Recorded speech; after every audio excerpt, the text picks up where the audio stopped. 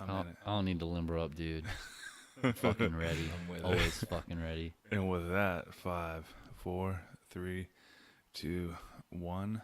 Welcome to the Dangerzone. Are we recording? You see little numbers? Oh, yes. Yeah, I started the recording, but no, here. Steve's new at the whole at the co-hosting deal here, so Yeah. we'll get it. It's all right, dude. We'll But- figure it out. Hey, if this is your first time to the Danger Zone, make sure you subscribe, whether you're listening on iTunes, SoundCloud, or you're watching the YouTube video, which I highly recommend because you get to see all our interactions. So make sure you check it out and subscribe so you don't miss another episode. If you like what I'm saying, let me know. If you don't like it, say, screw you in the comments. But I want to hear it regardless. And beyond that, I have a Patreon page. The link is on my YouTube page up in the top right. So check that out if you want to become a supporter of the Danger Zone. And with that, now that that's all out of the way, guys, I'm here with Josh and Steve. We're going to have a good conversation. Cheers. Cheers, boys. Oh, yeah.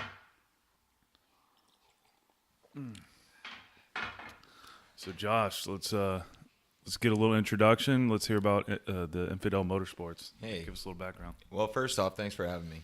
I appreciate you guys coming out, looking around, showing you guys what's up. Excuse me. Infidel Motorsports basically started with myself and a active duty Marine. We were sitting around in my garage one night just hanging out, drinking some Crown, and kind of asked what I wanted to do after I got out of the military. I spent 10 years in the infantry for the United States Army. I was medically retired in 13, and then 15 started the program. Excuse me. We basically involve ourselves bringing other veterans out and showing them the off-road program, whether it's the fabrication side, mechanical side, driving side, management side, basically how to do everything. All important aspects as opposed to just getting behind the wheel and taking off, Yeah, because all right, let's send it. There's a lot that goes into a race team. Yeah, logistics wins wars, dude. Yeah, for absolutely. Sure. Yeah. And, not everybody is down to put a helmet on and send themselves over something that potentially is going to hurt really bad. People die in off-road racing. Yep. But And, it's what I like to do, though. I enjoy putting a helmet on. That's, coming from the infantry, kicking doors in Iraq like I did.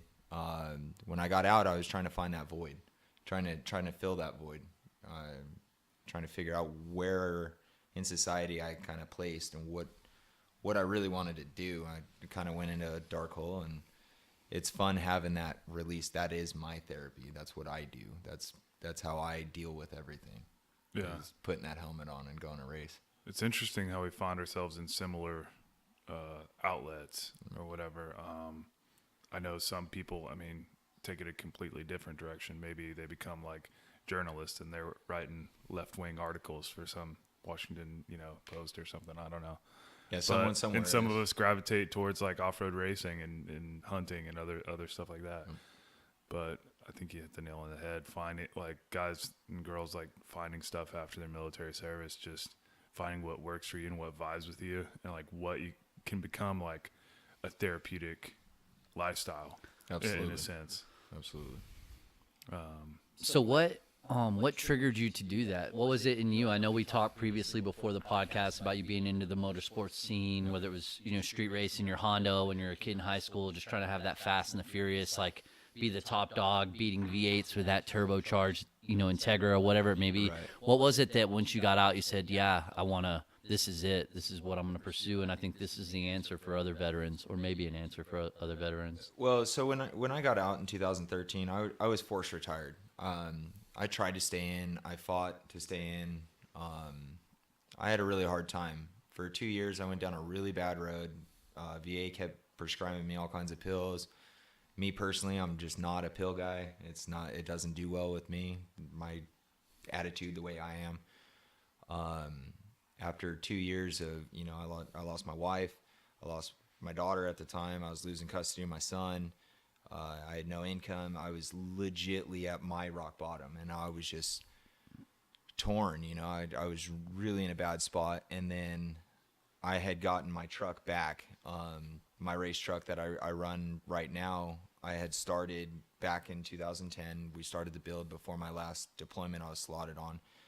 And I got my truck back, and that was kind of my outlet. I just kind of seen it one day sitting in the garage with the other gentleman that started Infidel Motorsports with me. His name's Marty Karhoff, and he's an active duty Marine. He'd be here, but he's in Lejeune, North Carolina, so a little difficult. Yeah. That one, yeah. But, he was here with me that night in my garage, and he was just like, we got to find you a mission. You got to do something, man, because I was just picking myself apart and super hard on myself. Everything I did was wrong. It was just a bad day.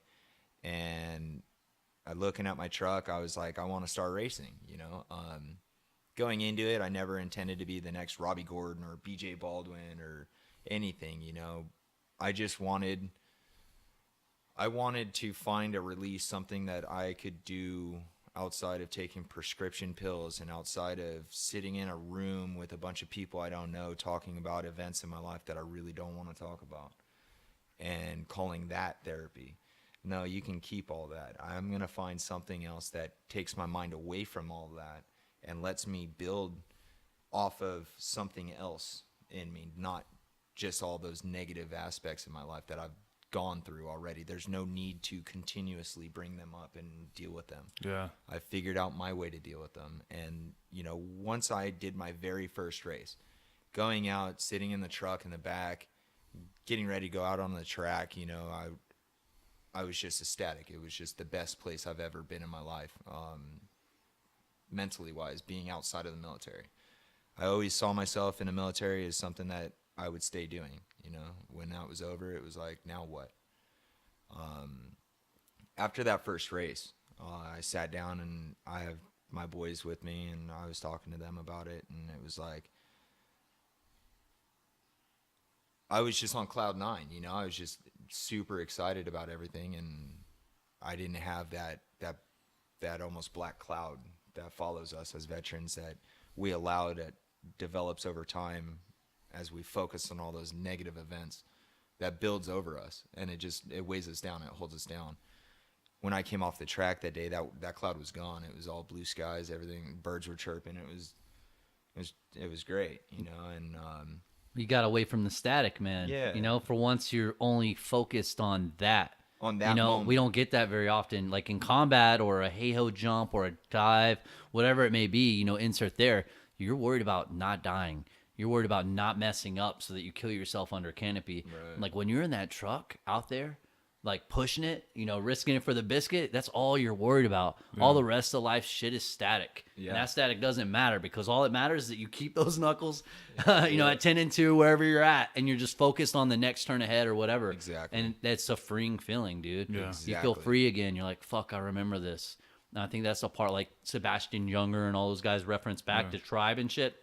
When you're in combat and shit, it's all that matters. Yeah. None of the drama matters, dude. It's about you and your homies. Yeah, exactly. Josh and I were just talking about that right before this podcast. Like, I think it's huge to find your next tribe, or tribes, dude, because something about being a military guy, and especially those that are deployed around the world and stuff, we're basically ambassadors, right? Mm-hmm. We're going into other areas. We're working with the populace and stuff like that, whether against or for, Yeah. And I think we have the potential to have multiple tribes, to be that messenger that's going and trying to bridge the gap between communities. Absolutely. And so I found that for me, my tribes are in several different sporting areas, the off-road racing community. I vibe with them really well. Hunting community. And now I'm figuring out the sailing. And I was telling him, before we started, is it's important for people to get out and explore new things that didn't have to do with the military, to try and find what those potential things might be. Because I'd never done sailing before I came in the military. How was I supposed to know that was going to be something cool that I was going to get into until I tried it? I mean, let's be real. Taking to the pirate life wasn't that much of a stretch. Okay, for you, yeah, true. I can't say anyone that knows you is surprised that you're a fucking sailor now. Like, Well, I should have been being in the Navy 10 years, right? Yeah. Never on a ship. you would think, yeah. But yeah, dude, I think you had what I noticed in what you're saying is you had the right mindset. Once you started that, like, make that realization, like, hey, this is therapy, not what other people define as therapy, Right. and finding what works for you and using, like, putting yourself in that mindset of moving in a positive direction. Absolutely. I think is huge. Like, You know, taking veterans and bringing them, you know, last year at Del Mar in San Diego during the San Diego County Fair, they held an event called Tough Trucks. In Tough Trucks, I described it to the veterans. I raced for 3 days. I gave 4 vets rides in my truck, in a right seat rides. They went on a track in front of everybody. They ran their 40-second lap. It's a point A to point B time trial event, and it's in a small, real compact arena, bunch of people. It's a lot of fun. I told them it's kind of like Disneyland. You sit around, you wait for 3 hours, you get your 40-second ride. It's a lot of fun, right? Seeing veterans get out of that truck that day and watching their face just really lighten up, and whatever static that they had, you know, they don't hear it. Everything's gone, you know, and that's the big part of my program, is just finding that and giving them that and showing them that there's more, you know, and really, really focus on being able to get outside of your comfort zone, your home, your couch, playing Xbox, you know, and I do the same thing. I play Xbox, I hang out. yeah, you I have know, a gaming stream. I'm a pro gamer now. I have my first live stream already up. Yeah, get it. Daniel the Barbarian on Twitch, so Get check that out. Cop that joint. Little hop and pop and Ghost Recon Wildlands, you know, Right. because I can't do the job anymore. Might as well do it online in Hey. the virtual world, dude. Yeah. I'm not gonna lie, I've been playing that game lately too. Yeah, Hell yeah. I get so mad online though. yeah. Playing the online game, I'm like, no, that's not how that works in real life. No, you didn't make that shot. Yeah. I find myself running missions like that instead of just running in and doing it. You know, shoot it. I'm like all sneaking Do the up for like tactical no reason. version. Like, yeah, You just hide in a bush for 2 weeks outside of the objective. yeah. Even the computer, like, enemies are like, what the fuck, dude? What is this guy doing? Hurry up. They just flank you and put you out of your misery because they know you're sucking, Yeah, digging little cat do they holes, know shitting I'm in your hot side, writing like salute reports and stuff and submitting them up to hire, dude. shocking yourself on the grounding cable of the fucking radio to stay awake. That's awesome. Hell yeah, man.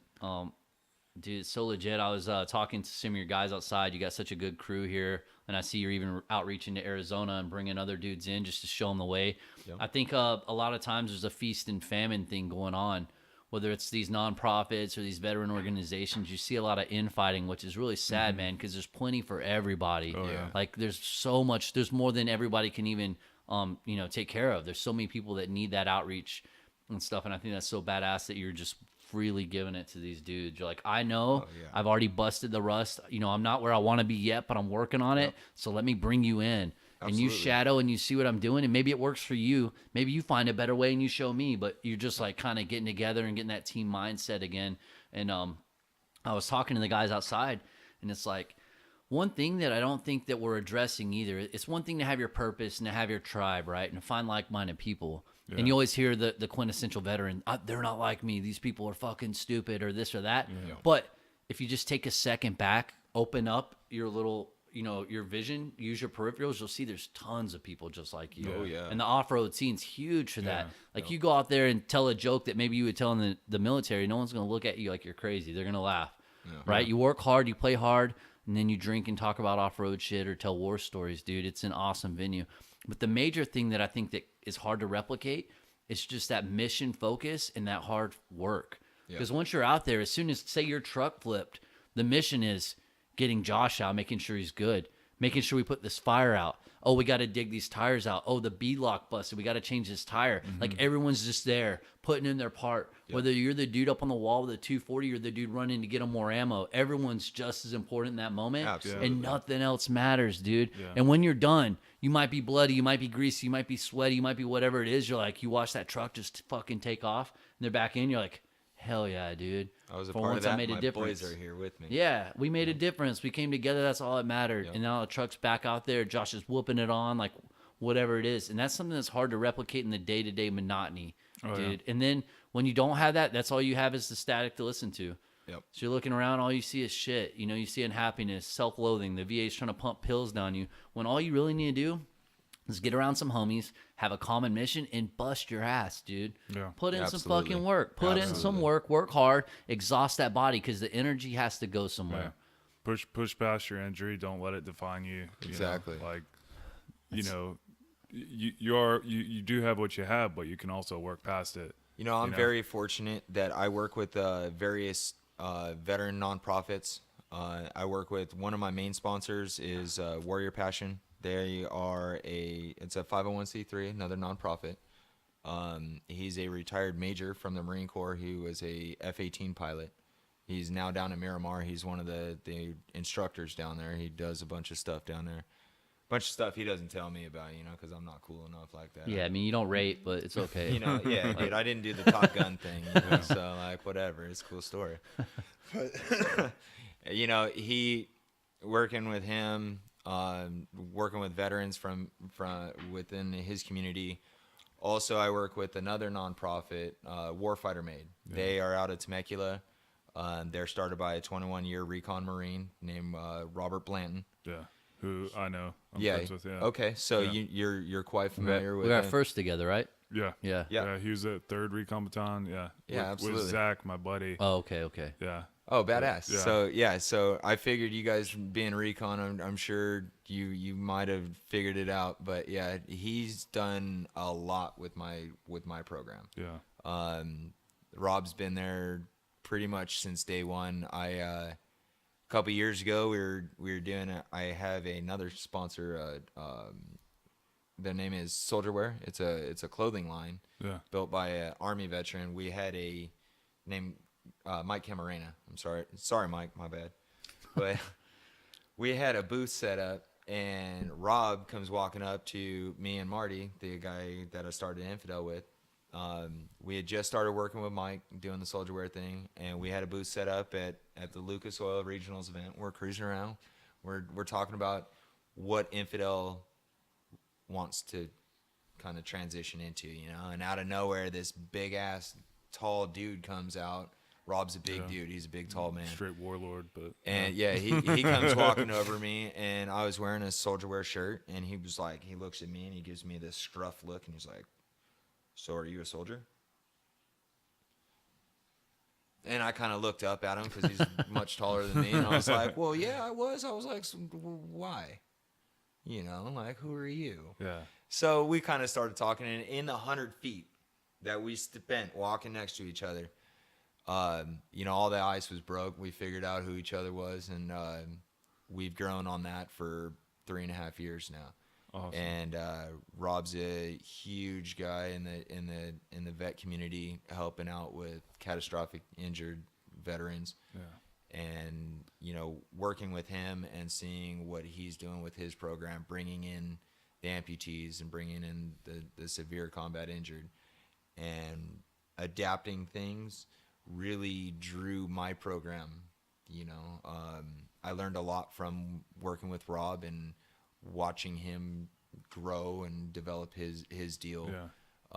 Really kind of helped mold and shape mine. Working with him side by side has been a great thing. Yeah, he's already helped me. Like, here we are, 2 guys that have been helped by Rob and Warfighter Made. Like, they are legit. We're gonna straight up take a picture, and I'm gonna send it to him now, real quick. I'm actually gonna go by there this week. Let me know when you go. I'll go with you. Here, you got to get in this picture too. Yeah. Come over. Yeah, right here, dude. Perfect. There it is. Yeah. So, but dude, I'm gonna send that directly to Rob too. Yeah. So he's an awesome dude, man. Yeah. And he's really got a passion for helping dudes out, especially when you're in a bad spot.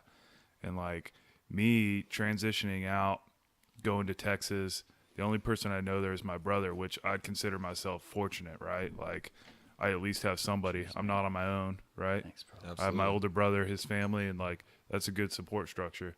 But I don't have my homies, you know, like the guys. I don't have my Marines. My brother was a Army West Point grad, infantry officer, you know. Oh yeah. So we grew up. We were really tight, but it's different.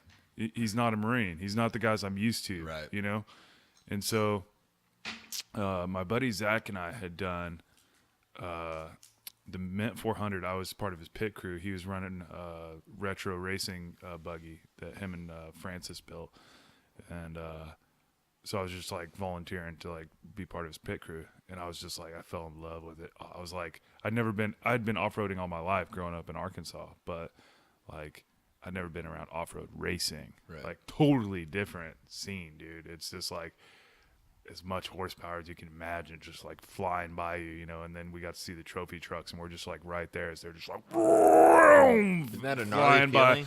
and they just Feel look it like in they're your riding in a chest. Cadillac, dude. There's just like these huge tire tracks, dude.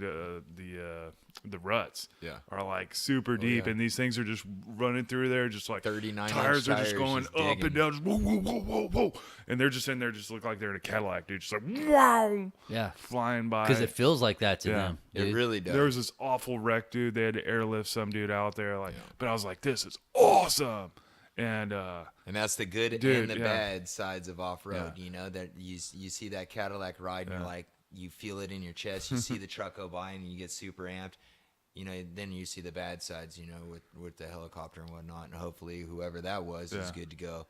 But, you know, that's a comfortable thing for us, though. That's a familiar feeling. right, You exactly. know what I'm saying? Even though the stakes are maybe a little lower Yeah. in the actual causative factor, right? Maybe it's not an IED or gunfire or whatnot, but that's a kind of a risk that validates us too. Absolutely. Like, hey, even though I know I'm probably not going to be hurt because Josh built me a badass roll cage and I know I'm going to be fine. I trust my gear. Just knowing that that's on the line is liberating too. Absolutely. That helps remove that static. Yeah. It's like, oh no, this could be life and death. So Nothing else matters. a couple weeks ago, Infidel Motorsports, we raced at the Stadium Super Trucks event in Lake Elsinore, California, for the 2018 kickoff of the Stadium Super Truck seasons with Robbie Gordon.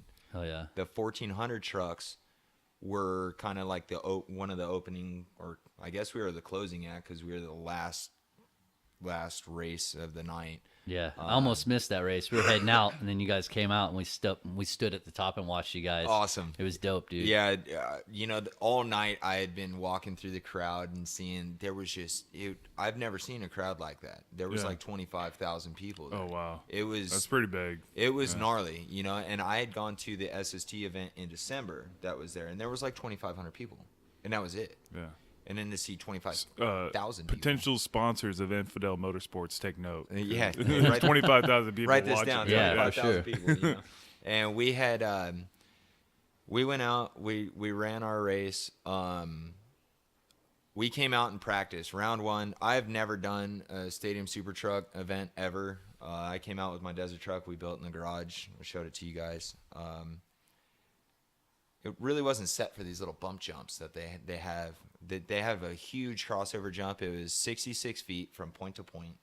And we were landing somewhere around the 70 to 80 foot mark. Every time we hit the big jump, the truck did great. These little bump jump things, not so great. Practice, we came out, we front flipped the truck. We came down the front stretch, and we hit this little bump jump. It was a bump jump to a tabletop landing. So it had a double, and then it had the top of the table to land on the backside. As I came across that, I came up short, way too steep. I dug my front bumper on the landing, and I front flipped. I went all the way over and landed back on my wheels. Hit the front bumper, hit the back bumper, went back to my wheels. That's Missed the American flag, yeah, right? The flag, The was flag did Hell not yeah. touch the ground at all. It missed by inches, but yeah, we cleared it. Hell yeah. As every time my truck rolls out, I name my truck Infidel 6 because, you know, where I come from, in your call sign, your 6 element is that's kind of your command vehicle. You know, that's your command vehicle. So that's my command vehicle. You know, that's Infidel 6. That's my deal. And we front flipped the truck, bent it all up. The front bumper was still great. The rear bumper a little beat up. You know, we had some issues. But ultimately, we tackled that fear, like what we were talking about a couple minutes ago, as far as, you know, we go and we have that aggressive assertiveness when we're deployed, and when we come home, you gotta figure that out. You have the bad events happen, like rolling the truck. An hour and a half later, I had to come back out for another test run or practice hit and jump the same jump I just rolled on, and I'm thinking to myself, I'm like, what am I doing, you know? But nothing from my past, nothing of what used to hold me down was ever a thought in my head during that whole weekend. And being able to go from every day almost sad that I woke up to nothing bothering me but that exact moment, and being with my family and my boys, and, you know, hearing the crowd cheer and seeing people walking around and doing things, like, that's what I like. You know, that's what I enjoy. I enjoy being able to show them why I like it. You know, show them the experiences that I see, that I work with, so that they can get out of their stuff, you know? Yeah. And that's huge for me. Bro, when you're talking about, you said 25,000 people there, right? Yeah. I was sitting on the hillside, right? So they have The grass. regular seating, stadium seating for the baseball team, but then they have a grass hill. So I sit on the grass hill because I had a bunch of crib midgets with me running around tumbling and feeding off of ice cream and cotton candy. Yeah. But You were right in front of the bump jump before the turn for the big jump. The big Yep. jump. Yep, right there is a nice little spot. But dude, in case there's any doubt, you know, right now in America, like, there's so much division. There's so much divide. There's ever increasing divides between whether it's like your political preference or your race, like physical skin color race or whatever it may be. Dude, at that place, when the national anthem was on, every single person stood up, took their hat off, covered their heart, dude. And I think as a veteran that's out there putting it all on the line, finding new purpose, you know, jocking up, checking your oil pressure, checking your temps, everything on your truck as you're worried, as you're going to go attack that second hit that made you flip the first time, and you don't know if you're going to make it this time, but you're going to fucking send it. And to see everyone standing there in unity, it gives you hope, dude, that we're not as divided as CNN or Fox News or insert whatever your fake media is here is. Yeah. Like, it gives you that hope again, man, that even shows you that the rest is just static. That's all static noise that's meant to pull you off that path, dude, to throw you more into the chaos instead of the order. So, like, that's another point that you can't replicate anywhere else. That moment where you know they're all there to see you, and they all want you to make that jump this time, dude. So in the main event, we come out, and I qualified kind of toward the back of my field. You know, the 1400 boys, Nick Tonelli puts on the event with Robbie Gordon. It's the Tour Motorsports deal that he's invented. Tonelli, off-road enthusiast, and he puts on the 1400 class. He did a great job. Him and his father Lyle did a great job working with Robbie and setting us up to be able to go out and do what we do in our garage built turds, you know, especially on that platform with Robbie Gordon, all the best drivers, you know. They're in the NFL. Yeah, you know, that's like, the off-road. NFL of short course, you know, and what Robbie's done is groundbreaking in the stadium super trucks. To be able to say that I raced my desert truck in a baseball diamond is crazy, you know. I went out in the main event, and I rolled the truck again. I know. I promise you I'm a better driver than it sounds. But, you know, I got a little happy, and I learned a couple things when I was out on the track. We're doing some adjustments to the truck to ensure that we don't have the ass over tea kettle incident, you know, that we had twice that weekend. I rolled in the main event with 2 laps to go. Right after the big double, there's a little bump jump 180 thing, and or not 180, right out of a 180, it's a bump jump step up, and I was more concerned about getting over the top of the second hump with my rear end.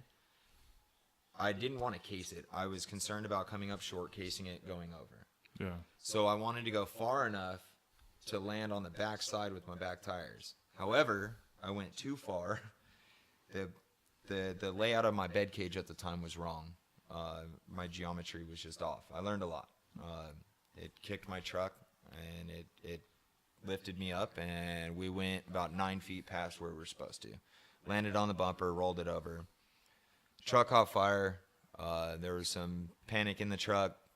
My crew chief, Brett, and myself, we were both able to get out of the truck okay. After you had like the catch can came Yeah. loose, like right pointed towards you, and you're getting dumped on. Oh by, man, like, no. Well, hot okay, so fluid? that was. Or was that in the earlier one? Yeah, that was our second practice run. After we front flipped in the first practice Friday, we came out Friday afternoon. We rolled it. Came out Friday night after we got the truck back together.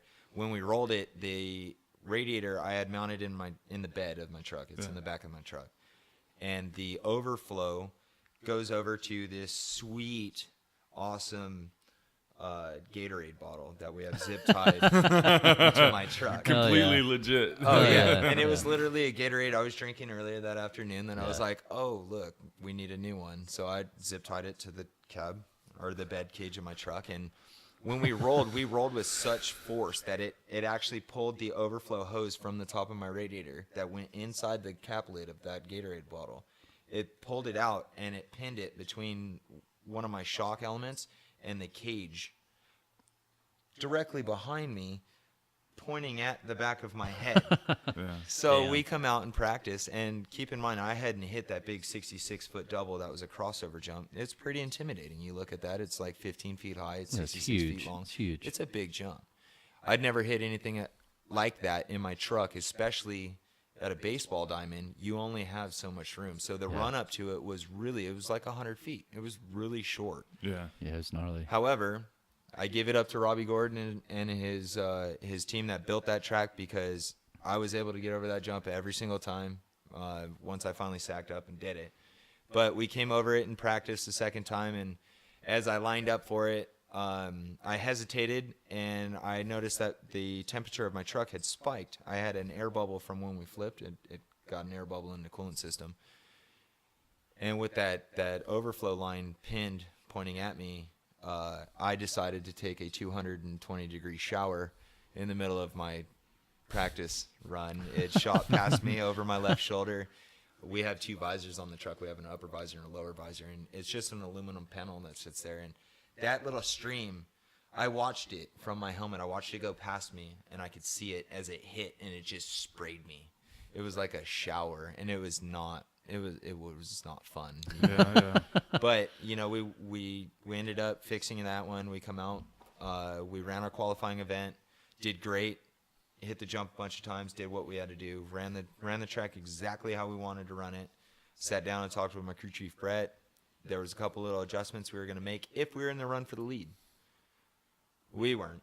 We were kind of, I was more concerned about just finishing the event. They got a good jump. The boys, the top four boys, they jumped out hard on me. I took a wrong joker lap at a wrong time. I kind of, I learned a lot. Anyway, we rolled again in the final in front of those 25,000 people, and hanging upside down on fire, all I could think about was my flag hit the ground, and I was kind of upset about the whole situation, Damn, dude. And, Yeah. luckily we got out. Everything's fine. I'm fine. My crew chief's fine. Robbie Gordon has a good safety crew that put the fire out for us. We flipped the truck over. I stood on top of the truck. I claimed it. I owned it. Threw the arms up. Hearing the crowd cheers you as you just demolish your dream was something that kept me from losing my mind. Yeah. Had I been in the middle of the desert, had it been Support. just me and one of my boys or whatever, I probably would have taken that event a lot worse. Being that I turned around and the support that you were talking about during the anthem, I turned around and I looked up, and everybody was just looking at me, and you can see it in a lot of their faces that they were legitly concerned about you. Yeah. I've never had that experience. Thankfully that was my first crash in front of huge amounts of people. As I threw my arms up and owned it, hearing the crowd uproar and show me support just made everything okay. Luckily, my crew chief, I looked at him and I was like, Brett, I was like, you got this? Because I really didn't even want to look at the truck anymore. Yeah. So I want to just walk through. I had my son in the crowd. I really just wanted to get to him and make sure he wasn't freaking out, because I'm sure he was. But walking through the crowd, had a bunch of people coming up to me, you know, asking if I was okay. A bunch of people shaking my hand. You know, it was really nice knowing that people actually cared, that you weren't just out there to just wad your stuff up and just be that circus monkey, Yeah. you know. And when I got back to the pits, I had multiple veterans that came by my pits that heard about our story over the loudspeaker, or I had interacted with briefly before my race. And having them, even still after watching what happened, having them come up to me and be like, I still want to learn more. I want to get involved. I want to do this. This is something I want. That was huge. You know, I wadded my truck up, you know, and I've got weeks of work on my truck now because getting a little happy. Doesn't matter. Yeah. I inspire one guy to come out from that front flip and me wadding my truck up. One guy, one veteran decides, I want to race. I'm gonna race. I'm gonna do what it takes to race. Yeah. It's worth it. Yeah, dude. You know, you were talking about my boys outside. Yeah. Right now, currently, I'm lucky enough. I've got a veteran racing team out here. That it's a father and son operation. They started out there in Arizona, and both of them were on that. You know, they had that gray cloud. They had that above them. I dragged him out to one of my regional races, showed him what our event was, what our program was, everything I've told you guys about. I showed him. He got motivated enough. He started their program. So after SST, when I wadded my truck up, they were actually out there. They were out there. They rented an RV, came out for the weekend just to watch me race. I go out, I wreck my stuff. I'm just like, I laughed about it. I played it off. It hurt. Yeah, I mean, hurt to pride more than really like physically. Right. Know? But being able to go to the trailer that night and talk to those boys about them starting their program, about them doing what they want to do. Yeah.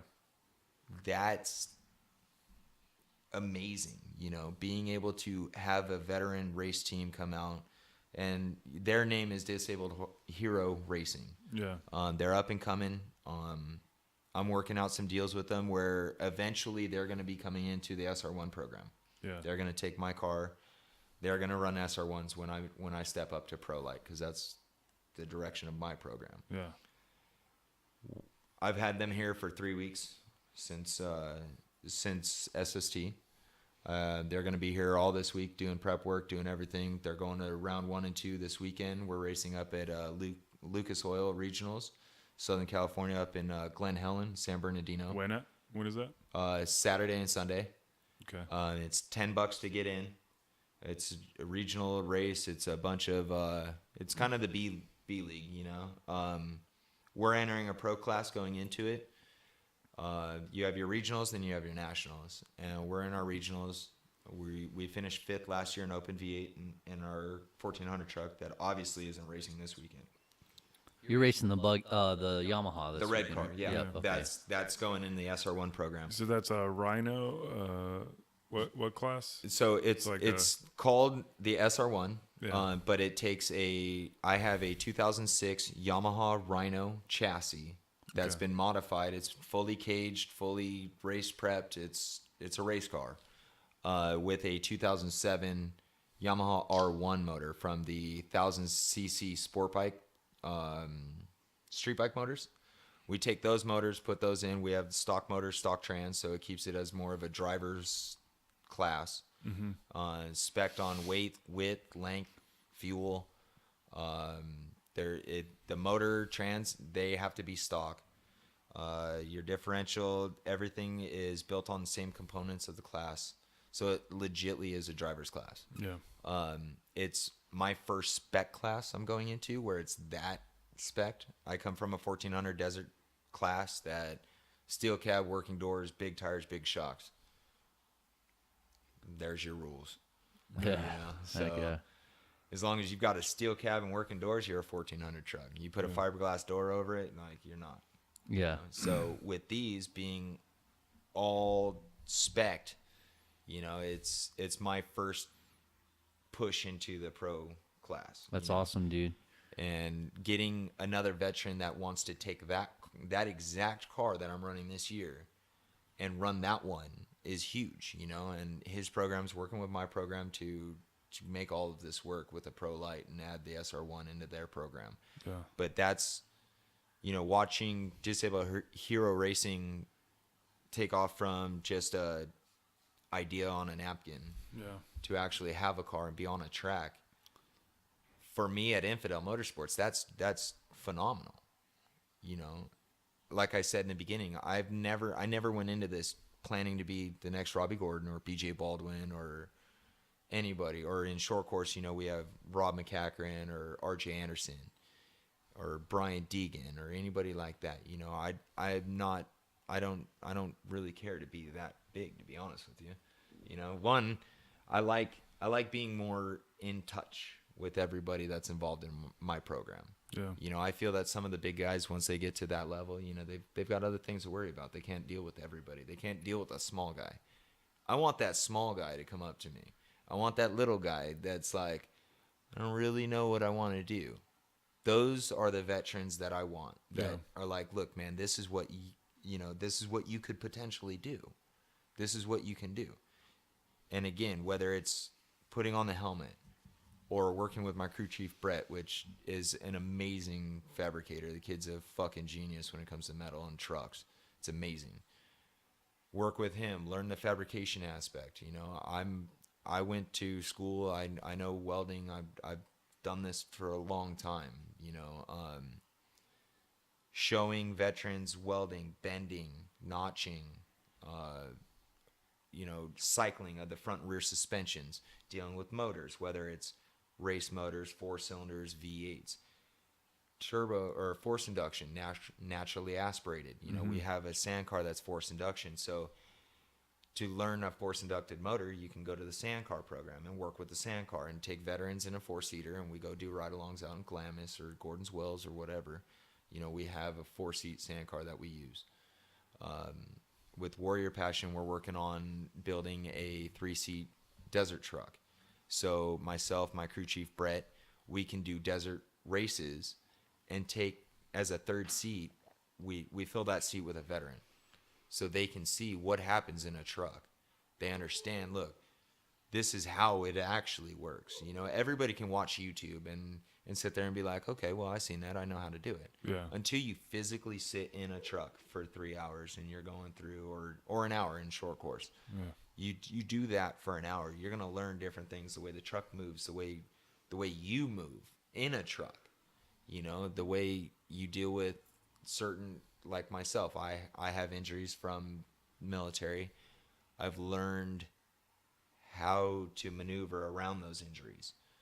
What your limitations are. Exactly. But not letting them hold me back to not achieve something that I want. Yeah. Like racing. You know, and having that shown to veterans and having them take their own program is pretty much all that I really want. Yeah. Well, dude, I think you know, the big thing is that when you go out and you see Robbie Gordon's 6 tractor trailers full of like all his kit and his gear and his trucks, and he's got a standby truck and he's got 4 trucks for his kids for when they flip them. Like for the average dude that's coming out trying to live off his BAH while he's going to community college, taking, you know, psychology classes or whatever he's taking, like, what am I doing, dude? Yeah. What am I doing? When he looks up and he sees Robbie Gordon bringing it the way he does, he's gonna be like, dude, I can't fucking do that. Or the monster I can't team do out it. there or something. Yeah. You know, exactly. How am I gonna be able to do this, Yeah. dude? And then they run into you, Josh, Yeah. and you're like, homie, it ain't pretty. I'm Exactly. grunting it out. I'm bending tubes in my garage. We're welding them in and we're making it happen. If you want to, you can fucking do it. You don't need all that shit. Obviously, it's great. But Josh, I think you're selling yourself short.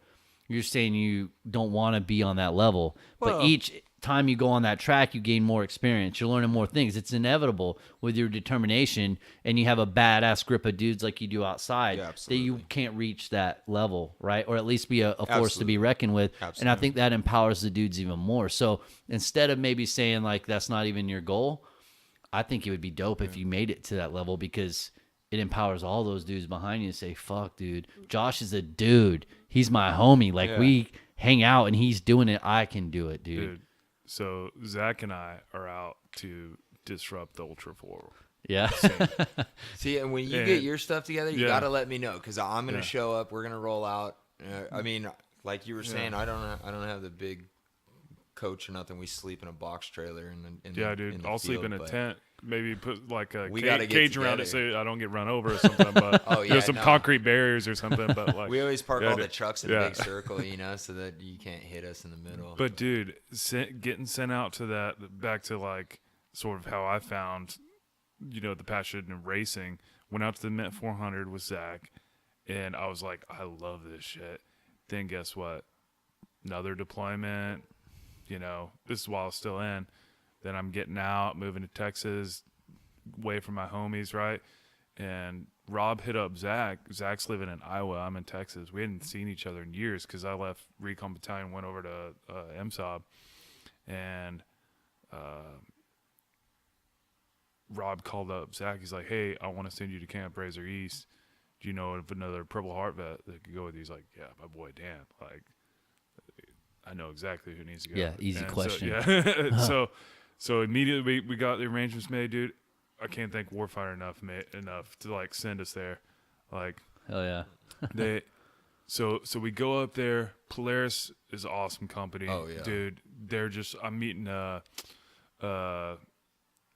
guys from Rockstar, UTV Underground. Yeah, Joey D. All those guys. They love the veterans, man. Oh, Right off the bat, they just make you feel like family. Absolutely. And then, so we're just, Zach and I are like, dude, Polaris Razor, they're like, oh, here you go. Here's a brand new Razor 1000 turbo. Like, here you go. Just take Cruise it this out. around. This is, people can't even buy this yet. Here you go. Here's the keys to it. Go cruise it around. Yeah, go cruise around.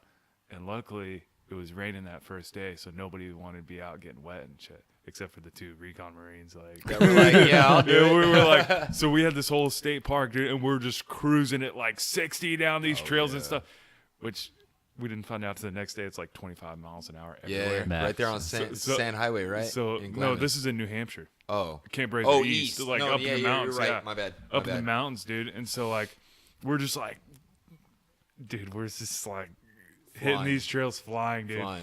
And luckily, the little park rangers didn't want to be out there either Yeah. because it was raining. They didn't think anybody was out there that they needed to go enforce or whatever. Yeah. So we're just like having this awesome day blasting around that we wouldn't have been able to have if it wasn't for the rain, Yep. You mean Recon Sunshine? Yeah. So we're just having a blast, dude. And we get to this point and we did the Fox Proving Ground where they blocked off a trail. So you could just there's only one-way traffic on it. So you could just go. And so we hit that up. And at the end of it, we're like, dude, what are we doing? Like, we both love this.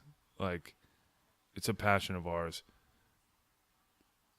We need to win some races, dude. Like, let's build something and win races. I'm like, well, I have a Jeep. Like, Ultra I'm 4. ready to turn into like total monster mode. And it went from there, dude. And it was that catalyst a Warfighter made. Like, hey, you know what? These two dudes haven't seen each other in a while. Let's just get them linked up. And then, boom, magic happens, dude. Oh. And we're meeting all these people in the off-road community, and they're just so supportive. Just like you said, when you got Yes. on top of that truck, they're just like cheering you the whole time. Like, oh, you guys are here, veterans. Like, awesome. Like, you're getting anything you need. And then Big and Rich was playing out there because they want it to be a party. Those dudes are super patriotic, man. They're like, oh, yeah, we're bringing them up on stage. We're going to set up some time, and we're going to bring them up and honor them. And so they brought us up, and they're like, we're going to do shots of Crown Royal with these dudes. I actually have a YouTube video that I made on of this whole trip. You can see, like, kind of experience what we experienced. But, dude, it was this moment where it's like, before this, like, thank you for your service stuff was kind of like a empty thing for me. It's like, hey, well, It was just cliche. kinda. my time in the military was more about me. I don't feel like I was servicing anybody. I was getting mine. I mean, you're servicing me, but Yeah, that's but- off the record, dude. Hey. and just like, I think a lot of people just say it out of habit or whatever. Yeah. But dude, when we were on that stage and Big and Rich said, we're stopping this show. We're going to honor these veterans. They had our information. They introduced each one of us. And then they said, we're going to give them the mic and they can say whatever they want. Hell yeah. If that's all right with y'all, but we don't really care because we're going to let Because them it's do it. happening. Do it anyway. This is going to happen. And then we're going to give them some shots of Crown Royal if they're thirsty. which by the way I need a refill. Yeah. But dude, it was just like being up there, and then all of a sudden they did the coolest thing, man. They had the lights down, so the lights on stage, you just like you can't see anything hardly. You just see like shadows of the crowd, dude. And then they were like, okay, they're like, hey, if you're in this crowd and you never served in the military, I want you to raise your hand right now. And so like, and then all of a sudden, boom, they did the lights on the crowd, dude. And you just see all these hands in the air of like, hey, I didn't serve. And then Big and Rich is like, these are the people you serve for. And dude, I'm getting like chill bumps just even thinking about it. Yeah. Like, Yeah, I'm kind of getting it too, it man. was You that got me feeling locked of just into like this one. they're all just there and everybody's just cheering like fire, like thank you guys, like, and you're like, man, like it felt good, dude. Right. You know, like these people do care about us while we're over there, like whooping it on and putting our lives on the line, like, you know, even though it may be for my own goals in the military and stuff like that. The truth is, these people had our back, and they still have our back after the fact. Yeah. That's huge. They're the ones donating to the nonprofits that support us, that get us treatment outside of the VA because it's not working.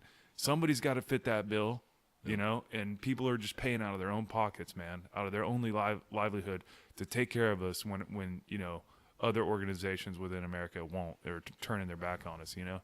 And so to like see that and experience that, it was huge. And Zach and I walked away and we're like, you know what?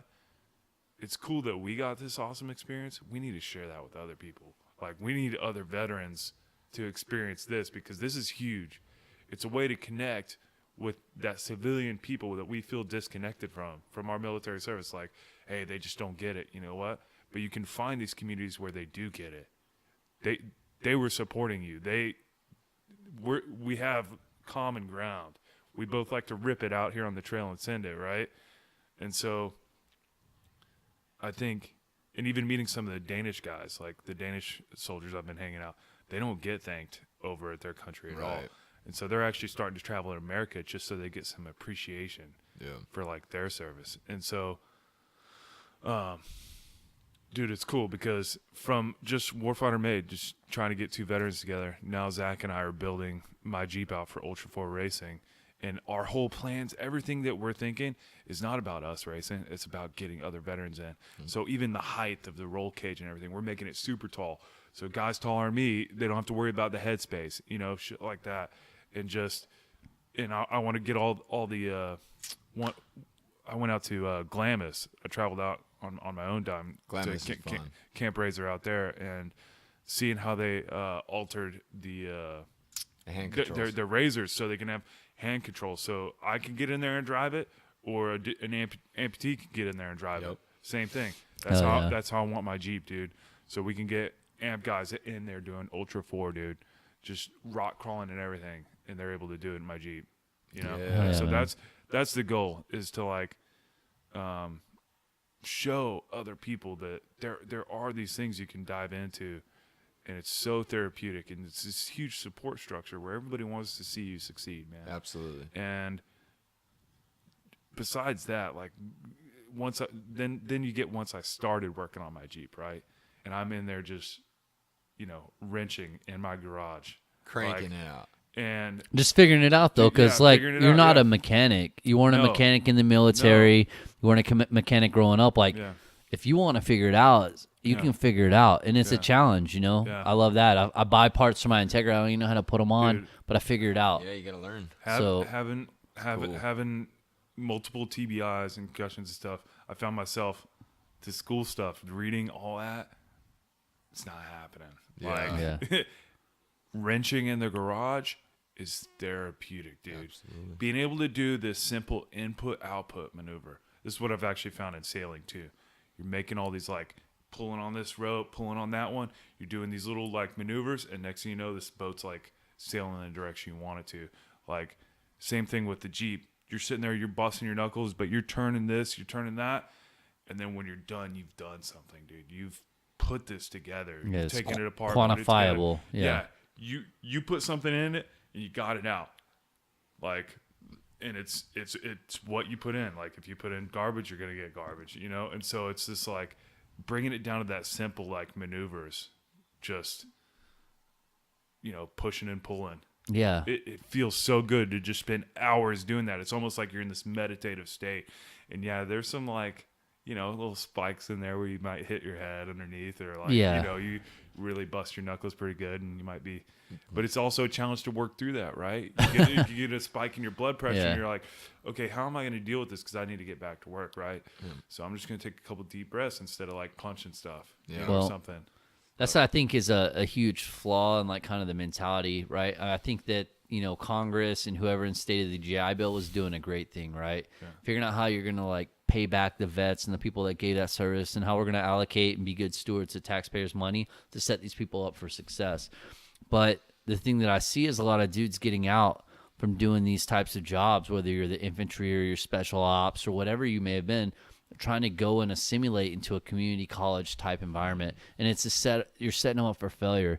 I don't really hear a lot. I didn't see a bunch of linemen come in and talk to the veterans as we were getting out, or a lot of the fucking plumbers, master plumbers, like construction workers, things where it's like, or what? Who are making bank, by the way. Who are making bank, making so much money, dude. I never realized it till my buddy, it's a good friend who's also in the off-road scene's a lineman. Yeah. And he makes great money, and he hangs out with like-minded dudes, and it's like he's my kind of guy, even though he never served and I've never hung a high-tension power line.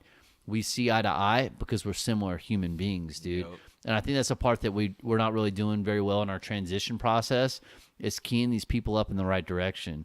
Everyone feels like they're kind of forced to go to community college so they can get their BAH, they can support themselves and figure out what they're supposed to do, when I think we should be relying more heavily, because the dudes that are going to go to college are going to go to college anyways. Yeah. They're always going to be those people, right?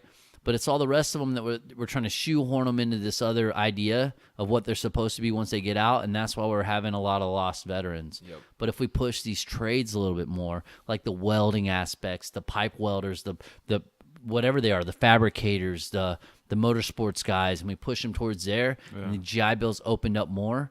I'm no GI Billologist. Maybe there are a lot of options out there, but maybe we need to start pushing that. Yeah, like the voc rehab type stuff to help empower them to know, like, you're not pigeonholed to going to your local community college and failing out.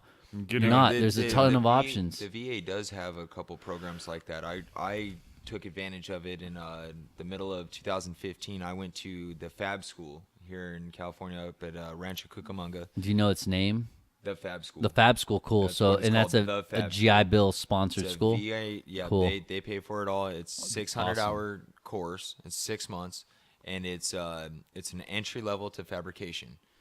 And even though I have come from the dirt world, playing in the deserts in high school, thinking I was little Brian Deegan, thinking I was a badass, and these little beat up trucks, just beating the crap out of them out in the middle of Ocatee and Glamis.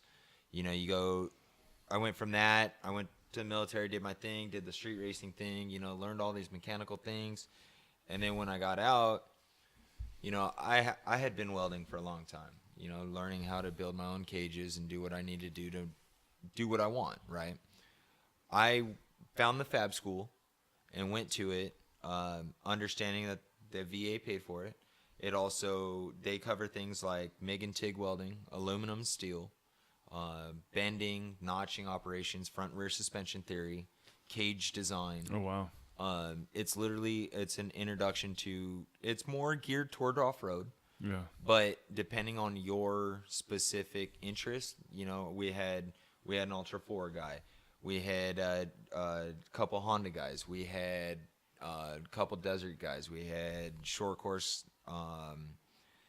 and then we also had guys that wanted to make fences and like weird stuff, nothing to do with motorsports at all. Yeah. Just want to learn the fabrication aspect, bending, welding, notching, all the different things. And that school, knowing what I knew going into it, I still learned a lot. And there's a lot of people that down talk the Fab School because there's a lot of kids that come out of high school. And it's just like West Point. You come out of high school, go straight into it. All of a sudden, they think they're coming out as Robbie Gordon's head fabricator. Yeah. Listen, sorry, homie, True. that's not going to happen. It takes years of experience. Yeah, there's a lot that you're never going to know, but for me, going to that school and really dialing down and understanding what happens when I'm welding, I mean, they break it down to like the molecular structure of it and like teach you about everything about it, and pros and cons and tube layouts on like how to build roll cages properly so you don't have dead tubes or tubes that aren't going to support, or how you disperse all the energy. They cover all of that, and that's all things that are very important in our world. Whether it's Ultra 4 or short course or desert or street racing or whatever, whether you're Fast and Furious or you're BJ Baldwin, that it covers pretty much all of it. I had a bunch of drifter guys that were involved, and one of my main instructor, his name was Jake. He was a Marine. Me, with my personal injuries, I have my days where I'm just like, I just have bad days. We all have our bad days. I was trying to TIG weld aluminum. TIG welding aluminum is kind of a pain in the ass. You get it too hot, it dissipates, it just disappears. You get these big holes. Really frustrating for somebody who has a pretty short fuse, Yeah. I went into the office, sat down with Jake one day, and I was like, fuck it, I'm over it. I'm not going to do it. I can't do it. I was feeling sorry for myself. My little gray cloud came back in. Case of the fuckets. Yeah, and he kind of looked at me and he was like, you need to man up, like you can do this and you will do this and you can't quit. And having that veteran there at that time was huge. There's multiple different veteran instructors that are in that program. So whether you're a veteran or you're a civilian, there's going to be somebody there that you can directly relate to. Yeah. Somebody you can honestly connect with on a different level. I mean, I was heartbroken on the deal that I couldn't do that. There's nothing that I can't or that I can't do. I won't accept it. There's things that excuse me, I do differently. There's things that I modify, but there's nothing that anybody else can do that I can't do. Yeah. Until I physically can't do it, I guess. Well, Until I try it and figure out that I can't do it. Well, we all get humbled every day, and if you don't, then you're not trying at all. Like, absolutely. you're living a life half lived if you don't fail every day. Yeah. That's something. But that's pretty badass to know that those options are available. Yeah. Like, as Infidel Racing, like where you are now, right? Because I met you probably like 6 months ago. 6 months ago. Yeah, up in Temecula, there was a little off-road thing where they set up ramps by the mall, and we were bored. I forget who I had with me, but I just didn't want to go home and watch TV. So I said, hey, we drove by the mall. Hey, let's check it out. So we go out there, we're riding around, walking around, looking at all the trucks and all the setups. We actually missed the show. Yep. They're actually pulling the cars away, so we're just there, just milling about aimlessly. And then that's when I ran into Mikey Farrar, and then I ran into you, dude. Yep. And then saw you doing that stuff. So, yeah, I forgot what I was gonna say, dude. I'm sorry. Hey, I need a bathroom break. Go ahead. Any bathroom break? Yeah, so you guys can keep talking, or we can get a refill and do like a pause and then restart if y'all need to do the bathroom. Either way, dude. But I gotta go. Yeah, go do it. Go do it, because Dan has a little baby bladder. Baby bladder. And it's not because of the war or nothing. He was just genetically predisposed to need to use the restroom. So he That'll lost happen. his tear That'll ducts in the happen. war. That's it, dude. What the fuck was I saying, bro? You're talking about Sorry, man. off-road nights, man. Yeah, It was a fun event. Off-road nights was cool. My buddy Rat Salt, he's the one that put that event on. He called me up that day, or like a couple days before, and he was like, hey, I'm doing off-road nights. And I was like, cool, and at the time I was kind of in between. I didn't have a whole lot of financial support. I was struggling. Well, I'm still struggling, but whatever. Rat calls me up. He was like, hey, bring your team up, put your truck on display, come hang out. And we did. We went up there. We put the truck on display, and that's where I met you. We were talking about what our program is. I had a couple other veterans out that day. I had a couple Marine veterans with me. And, yeah, it was a good time just hanging out.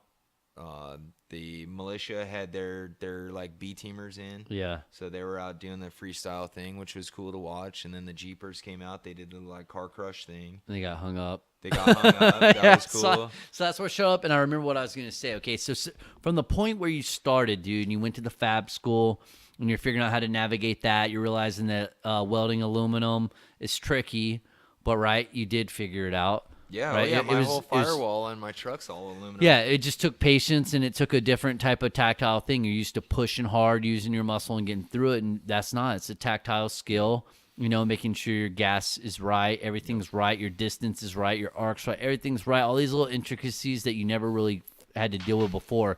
But what I was going to say is from that point there to the point where you're like having your truck there at that Temecula get together, and then even having your truck up in Lake Elsinore running that arena, what are some key things that you would want to push out and say, hey man, like don't get discouraged, like these are the things you need to do to get from where you are DD214 to where I am starting to do my own thing? What advice would you give? Literally, you have to find at least one other person, Oh yeah. because you have your mission. But as we all know, as veterans, we don't do anything alone. We always have somebody in our team or our squad or our platoon.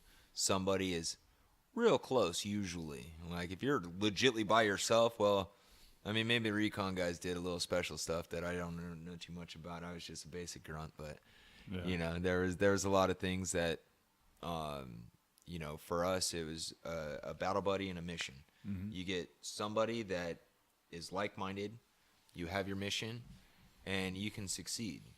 There's a rap artist. His name's Soldier Hard. He's an active duty E5.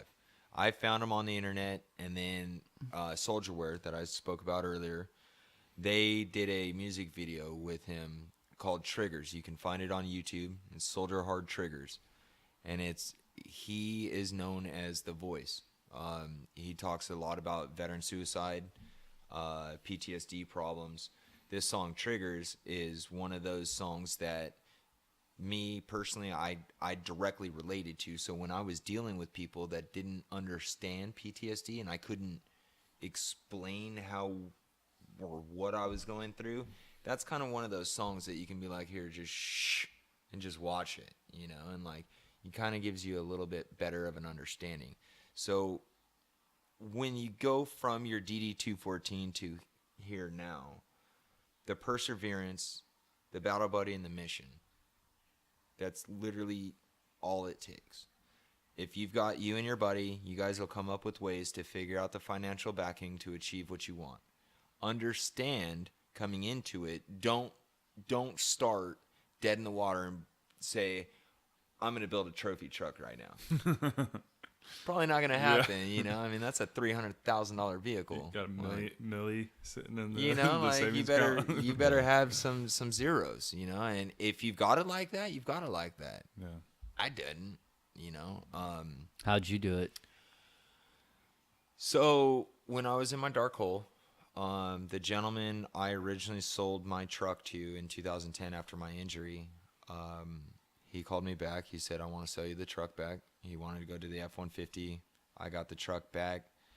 And literally it was just grabbing a buddy and seeing what it is, what the vehicle is, what you want to do. Like I've always seen the 1400 trucks. I've always seen the 1400 Link trucks go out and set good shows. Whether it's been at SST the last couple of years, or at the Lucas Oil Regionals 5 years ago when they did the Beehive thing and the 1400 trucks were out there, that's what drew me to it and was like, I want to race short course. That looks fun. Banging doors, sliding into corners, It's also in such a controlled environment. Your family can sit in one spot, watch the entire race. Whereas desert racing, you sit out there for 6 hours. Yeah, you pick one turn and You watch your boy see your go, homie. oh, and you're like, that was cool. Yeah, You have no idea what happened for the 17 other miles of that track. Yeah. right. And where a short course, you can sit there, you can see everything. It's just like SST. You see everything. Yeah, And to me, having my friends, my family, my support system there in the crowd, seeing everything I do, whether it's good or bad, having that, being able to explain that and show that to other veterans is just what it's about for me. You know, being able to keep digging. You know, finances are your biggest problem. Oh yeah. You know, that's my hands down biggest problem. Of course, I'd like to be in a trophy truck, you know, or something just absurd, you know, but you pick a class that you feel you can achieve. Pick that class, chase that class.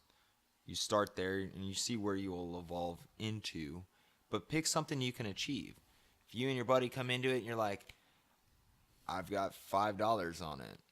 Okay, well, you're probably be in a Volkswagen something, you know, cruising around doing something fun. Yeah. Not talking shit on the Volkswagen boys, dude. They get after it. Yeah. Hey, they're Looks getting fun, into man. it. Yeah. But you know, it's your tax brackets. You know, Yeah. you pick and choose how much money you're going to put into it. You know, if I put as much money as my 1400 truck in a Volkswagen, I would have a hell of a Volkswagen. You know what I mean? But I wanted to run the 1400 trucks. That's just my thing. Now, since that, I've wanted to go into Pro Light in short course racing. And Pro Light is the spec entry level trucks for, you know, kind of like your NFL or whatever. That's your top dogs. Those are, you know, you start in your Pro Lights, then you go to Pro 2s, then you go to Pro 4s. Mm-hmm. And that's kind of your short course trucks. And I'd like to drive a Pro 4, but it's kind of like starting out. You know, you don't just come out and say, I'm going to build a Pro 4 right now. Never driven nothing. It's like starting out saying you're going to drive a trophy truck. Well, two things. One, you're going to get bummed out on the prices of things. And two, even if you do achieve that, you're going to wreck that in like 30 seconds. Yeah. There's no way you, as a driver, are going to be able to come out the box and do something like that. Starting in a class, you can run, you can achieve, you can learn, you can grow from. So just be humble. Yeah. Very. Get a project and learn. Yeah. Learn it. So you're saying don't shoot for the stars necessarily. Yeah. Learn these have it in the skills. back of your head, you know. Yep. But Learn the fundamentals, like, you know, basic using your bone structure, basic shooting fundamentals, right? Yeah. Side alignment, things like that. Breathing, trigger Go back to speed. the basics. Learn how to weld. Learn these different fabrication techniques because that saves you money. You don't have to buy everything. You can make Exactly. things. You don't have to which do is way Doing cheaper. else the to do it. labor yourself is Yeah. huge. Exactly. But I mean, like he's saying, it's still expensive. I Yeah. mean, Oh, yeah. What, like, just to give you just a rough number example, in my Ultra 4 stock Jeep that I'm building, I've probably already put 20 grand into it. Oh yeah. Right. Oh, And yeah. that's with sponsors like giving you discounts and stuff like that. So, and I already own the Jeep. Oh, Like yeah. I'd already paid it off, everything. So that's like the vehicle was already there, you know. Yeah, But the if you frame's consider there. the cost of that on top of all the stuff I Absolutely. put into That's- it was way more than I thought it would be. And so, like he said, find something entry level into that arena you want to be in. If you want to be an ultra four, go for the stock class. If you want to do the desert race, maybe start with the Lower end the guys, buggies you know. or the Jeep speed stuff. You know? Right. You can get Cherokees super cheap, Yeah. dude, and like, you know, throw a roll cage in it. Next thing you know, you're doing Jeep speed racing. But, you know, maybe a little extra cost. But Yeah, but the difference is, right? So even if you got the money, right? Yeah. Even if money's not an option, you can throw it out there. You can have the King suspension. You can have your full, you know, Mandro-built roll cage, everything else, like your whole tube chassis, everything that you got going, right? But if you stay humble, you do it one step at a time by the numbers, you learn that knowledge that no money could buy. That experience from you getting in there, doing it yourself, wrenching yourself, sorting it out, seeing what works, what doesn't work, being obsessed with your craft, obsessed with it, watching all the YouTube videos you can on it. There's millions of people giving it away for free. You can't pay for that, right? yeah. You could pay someone to build you that trophy truck, and you can wreck it in 10 minutes, like you said, or you can be humble, make it a journey, and be a different person at the end of it, and have that wealth of knowledge that you can't pay for. I've seen the difference at races, dude. Yes. So I went and volunteered as a track volunteer at Ultra 4 race in Oklahoma. And, dude, you would see the guys who, they obviously bought this truck, right? They didn't touch a wrench on it. Right. They just paid Everything's somebody- pristine on everything's it, yeah. pristine, and they paid for it. And guess what? They're getting drunk the night before. They don't go do pre-track, like go walk the They course. think or they got anything. it. I mean, you see the guys. I'm out on the course the day before, like we're fixing stuff up and everything, and you see the guys out there. They're marking. They're like, "Hey, at this turn, I'm going to be doing this and that," and they like go look at the hill, and they're like, "Okay, analyzing. Hey, this they're is the route we're doing gonna they're doing take." rehearsals. Yeah, exactly. Oh, that's crazy. Doing And rehearsals. you can tell Weird. they know how this stuff works on their truck and everything. So when Yeah. they're out there on the course the next day, you see them out there, and they're able to make quick fixes and stuff and keep rolling. Yeah. Like the Martha Tanzi, I did a podcast with her. She knows Martha. the truck. I know Martha. She knows What's the up, truck Martha? backwards and forwards, dude. And that's Yeah. why she's such an asset out there. Like, Yeah. people want her as a co-driver. And, She came out and ran tough trucks with one of the Warfighter made Razors. Came out so hot. Yeah. Jumped into the arena and the big finish jump. Martha just sends it to the moon, goes straight to the front bumper, overshoots landing, hits bumper.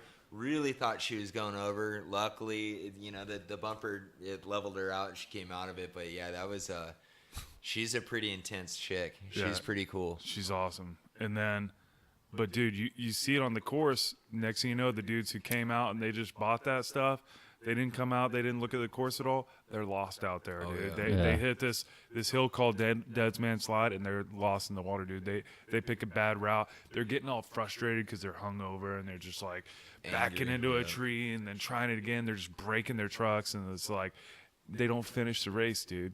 Yep. You know, you get into it what you put into it. And I'm not saying that's the case for everybody, because once you get to a certain level, you know, Mechanical failures. you've happen. raced enough where, maybe you've done it so many times that maybe you don't need to go walk the course or something, or maybe you had somebody do it for you. Right. I don't know.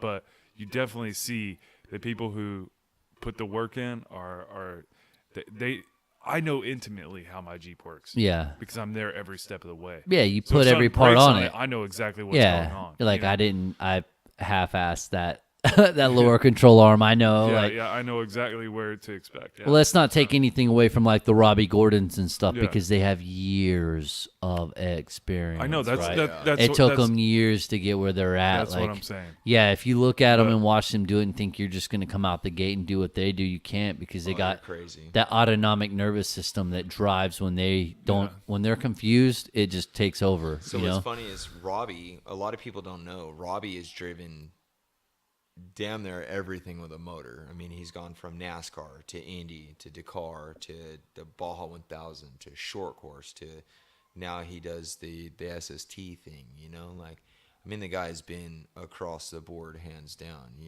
it's you look at somebody along that statue and it's hard coming out the gate to even almost compare yourself, because really you got to really stay kind of in your lane, I mean, as us as veterans, we all knew going up and down the rank structures where you laid, and it's the same thing in the off-road world. We still, yes, I look at Robbie and yes, he's a normal dude, he bleeds red, he puts his pants on, I'm pretty sure the same way I do. If he does some ninja stuff, then that's on him, but ultimately he's a normal guy. However, his driving abilities, it's hands down, it's crazy. I mean, the guy has so much control over the vehicle. I mean, even he's got like a 7-year-old son that they modified a full-blown SST truck, moved a seat up for a 7-year-old to drive. It's a 650 horsepower short course truck that, I mean, that would fulfill a dream for me, and this little 7-year-old's just sending it, Crushing it, dude. He's doing exactly like all the big boys, I mean, he's just getting busy. And, to watch people, is long. The biggest thing for me, I think, is I didn't want to set that bar too high. I was scared to set the bar too high to where, well, maybe not scared is the word, but I was nervous to set it too high to where I would take that rejection and that hurt, and then it would just feed into my problems from before, and I really didn't want that, so I had to find that balance on what I wanted, what I could afford, what I could achieve. Yeah. And pursue it. Now, there's days, I'm not going to lie, there's days that I've sat there and I've thought about, I can't see how this is going to happen or where it's going to work. But the perseverance, that drive, and your battle buddy, being able to rely on your boy to be like, look, man, this is where I'm at. This is what I'm facing. Like, what the fuck do I do here?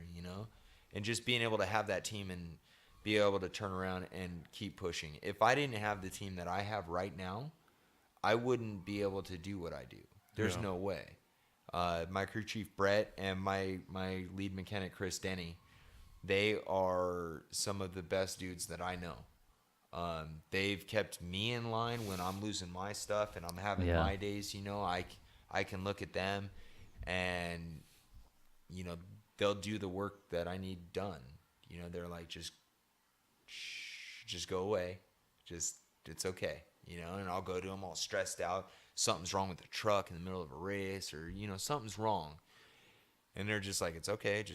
I got it, and being able to get that bond again is like what we experienced deployed. Being able to rely on your boys and know that hands down they're going to do exactly what they need to do to make sure you can achieve your mission, to the overall success of the team. You find that with a couple people in your off-road program, there's nothing that you can't do. Yeah. But stay in your limits. Don't. It's really easy to come out and shoot for the moon and go much higher and farther than where you really can. Yeah. And with off-road racing, I've done it a couple times. I've come into a couple things and I'm like, whoa. Yeah. I look at that bill and I'm like, what do you mean? Like, that's insane. With my race program, being able to get certain sponsors involved, that's key. It's something that you really have to do, because as a disabled veteran, you're not going to be able to run an off-road program based on your VAP. It's just not going to work. Yeah. No. Yeah. So no. How many people do you run across in life who always talk about that thing that they're either doing or like should have done or all that stuff? Oh, yeah. And I think sometimes that comes from just setting it too high. Like, I'm going to come into this, I'm going to build a trophy truck. I need to be racing a trophy truck, And then it just becomes something you're talking about the rest of your life, and maybe you got like some wheels and tires sitting in your garage and waiting on the rest of the trophy truck to just pop out of thin air. But doing like you're saying, look at what's that next step in front of you. Like, okay, you can dream about a trophy truck. Like, hey, I want to be a trophy truck driver someday. Like, find that initial step to work towards getting there. Yep. Like me building this off-road racing team, this is what led me to actually start the whole podcast, is saying I was getting overwhelmed by all this stuff. I think we get that too when we transition out of the military. Yeah. We're overwhelmed. We have like so many directions we can go, right? The whole world's open up. We can go so many different directions. It's like, what can you do right now? What's the one thing you can be working on to better your fighting position, right? Maybe I can dig my foxhole a little bit deeper. Yeah. Give me a little more cover. Like, maybe I can etch out this little cup holder over here so I can set my coffee down, Like, what's that one little thing you can do to improve your situation and be moving still in that positive direction towards a goal, right? And for me, that was starting a podcast. I need a way that I can talk about sponsors, right? Have this like sponsorship program. Also, I want to sit down with other racers and learn stuff from them, right? Yeah. And this is a good format to like sit down and really get in the weeds about stuff. So that's what I did. I started a podcast, and then I ended up doing a bunch of different interviews with people I knew, because I just was like, hey, I'm going to interview the people I know. And it's kind of morphed in this other direction, but that's still there, and it's weird how choosing, like trying to narrow it down. And once I found that one thing, when I started the podcast, everything else started opening up. Everything in my life, just like, that was the path that I was supposed to start going on. And once I started, all these other things that were loose ends, and just like they all started coming in. Everything started like working together. And I think a lot of times we just can't get past that moment of that overwhelming, like that barrier of entry, to like get started in that direction. you really got to try and narrow it down to that one thing you can be doing right now to like better yourself or better your position. Yeah, absolutely. I think what you said, Josh, that's huge here, right? Stay humble, right? Just know that everything's not on a timeline. You know, once this con op drops, you're time hacking, and it's not, you got time. All right, it's not like the military where you had to do what you need to do when you need to. Take a breath, smell the flowers, get your stuff in order, and everything's going to fall together. But the biggest thing I think you said that's important is to find your battle buddy, man. That's what you know. You never clear a room by yourself. You always have a homie. And you might have a goal, and you might sit on it, and that might be security, and you're waiting on it. But as soon as you got that squeeze and they say, I'm with you, bro, you can take the fucking world on. Don't do it by yourself. If you're sitting there by yourself, like, dude, you're going to set these self-limiting factors. You're going to say, I want to be a trophy truck driver, and I'm not stopping till then. And guess what? Every roadblock that hits you before then, you're going to say, see, look, I knew it wasn't supposed to happen. This wasn't going to work, but it's bullshit. It's a self-limiting factor. You put yourself up against yourself so that you don't have to succeed, right? So be humble. Maybe shoot for the stars, but have fun along the journey. Set your journey up so that as you're on your journey to meet that goal, anywhere you fall in between that, you're going to be fucking happy. But don't do it alone. We're all our own self-worst enemies. I know that for sure. If I'm by myself, I'll let myself down 100% of the time. But if I got a homie, I'm not going to fuck them over intentionally, right? I'm not going to let my team down intentionally. There's a guilt that supersedes my own self-interest 100%, right? So, for example, I'm sitting at home. I'm trying to be a fucking trauma surgeon, right? That's my goal. You want to be Robbie Gordon? I want to be a trauma surgeon, right? But if I don't make it to trauma surgeon, I'll be a surgical PA, right? If I don't make it to surgical PA, I get picked up by the fire department. If I don't do that, then I do whatever I'm doing in the meantime, but I'm on the same trajectory. I got my left and right lateral limits. I know I can shoot anywhere within this area, and it's going to be good, and I'm going to be okay with it, right?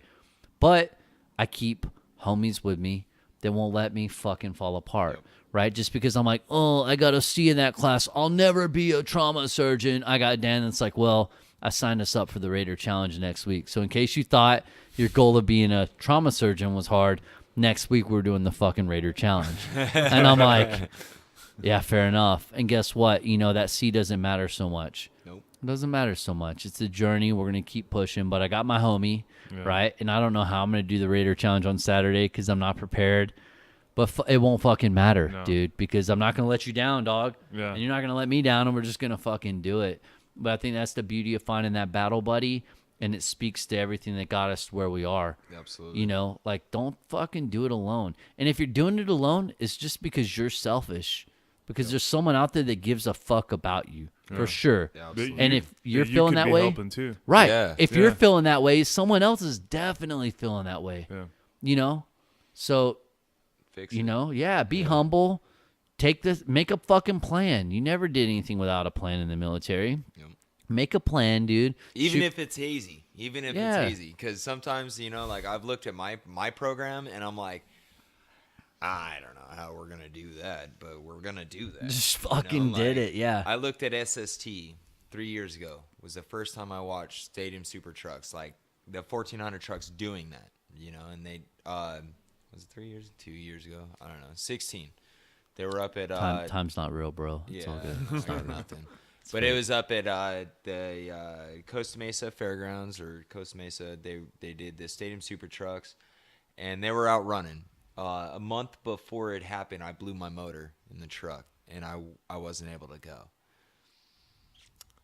I was super, super let down about it, right?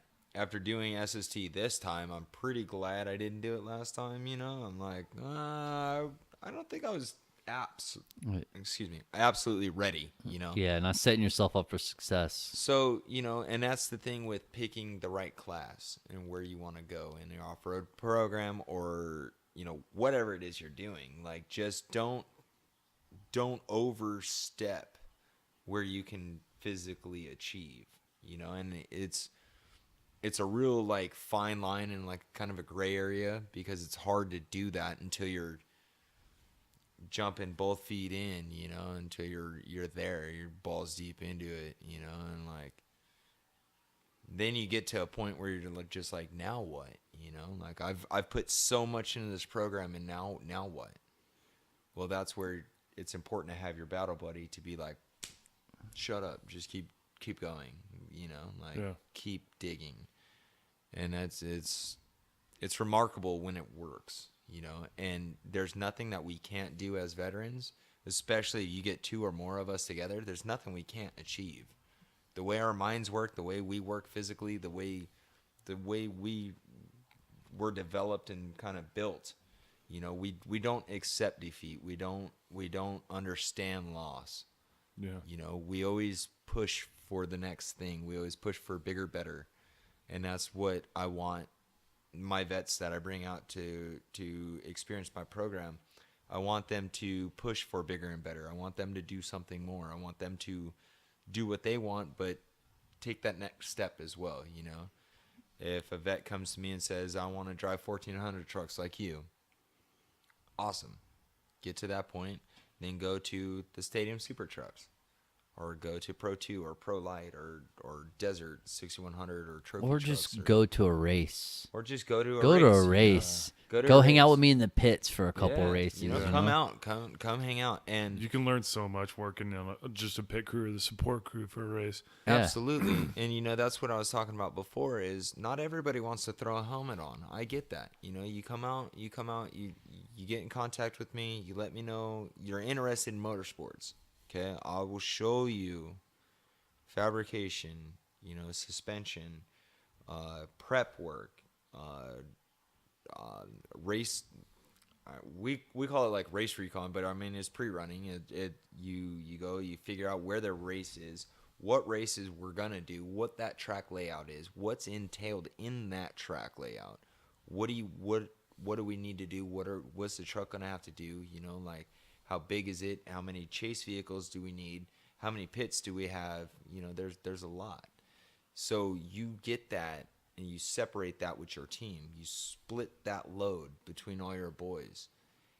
There's nothing we can't do, you know. And that's what it is for me. It's just watching people go from that idea into the process of doing it, and that's what's in it for me. You know, even if I never go to the next stage in off-road racing, I've checked the boxes that I really wanted to do. I want to do SST. You know, check the box. I want to race short course, so check the box. You know, there's certain things, you know, I still have some boxes that I want to check, and of course, you know, but for the basic veteran out there, like, find your box, you know. Go get that box. I think the biggest thing that you're saying too is just to do it. Like that cliche Nike commercial, just do it, right? Like just do it. It has a lot of meaning in it, right? Because you can sit there waiting for the perfect situation to happen. You can wait till you have sponsors. You can wait till you have this or that. You meet the right people. If I just do this podcast, or I go meet this person, or I reach out to this one, or whatever it is, it doesn't matter. Like, people are attracted to ambition, right? People are attracted to people that are going somewhere, right? So let's say you have a general that's charismatic, say Mattis, for example. You could take over the world with Mattis because you believe in what he's saying, right? Like, he's there. You might not have the best plan. You might not be confident in what you got. You might not have all the things that you need, but because he's charismatic and you believe in his cause, you step forward. So, like, if you believe in this is what you want to do, take a step forward. Every little step's like a learning experience, whether you go and you watch the race and you get that passion. You get down here and you meet Josh, right? And he helps you with those planning aspects. But if you try to do it by yourself and you're trying to plan for this event, you're going to come up with more questions than answers, right? And that's by design, that's natural. But Josh here will help you. He'll help you get in contact with the people like Warrior Made, right? Warfighter Made. Warfighter Made. Yeah, Rob, all these guys. He'll hook you up with these people that will help you. They've already done the grunt work. They've already done this. They'll help you out with those connections. That way you're not limited by what you have on hand, and you can just take that step forward. Just show up, put out, and learn. And just keep working on that, honing, sharpening that knife, dude. Finding better stones to sharpen it with. You know, finding that and getting the reps in and doing it and making this network, and dude, you'll be there. Staying humble. Yeah, stay Not humble. afraid to pick up that broom in the shop. No, and definitely not. Help with the cleanup. That's something I learned and that's huge in the sailing community. Staying behind, helping clean the boat, put everything up. Like, people notice that, and then they're like, you know what? I want that dude on my crew. I'm going to race Baja. Hey, come with us, or something like that. Yeah. They see the extra mile, the extra effort, and it goes a huge way. You just doing a little bit of grunt work, a little bit of sweeping. Next thing you know, you're on the crew going to Baja. I don't tell any of my boys that come out and work on my team. None of them. I don't ask them, and it's the same way I was as an NCO. Yeah. I would never give a task to my lower enlisted that I wouldn't do myself. And the first time I ask them to do anything, I'll show them. I'll do it for them, and they can see it. Like I'll walk like them through that. 808 counts. Whoa. Yeah, you got to put in your own work around here. So we work through things, and just the feeling of not being alone. When I first got out, that cloud, feeling that I was alone, that I didn't have anybody. When I lost my wife and my daughter, she wasn't actually my daughter, but I raised her from the time she was 2 weeks old till she was 5. Yeah. I mean, me and her baby daddy, or her biological, we had some confrontations, and like that was my daughter, like you were a sperm donor, and like that was my daughter. I lost my daughter. I lost my wife. I lost my best friend. I lost my career, my finances. I saved my house, luckily, because I had a couple friends that were in a position to help me out. I was very thankful for that. That's the only reason I still have my house.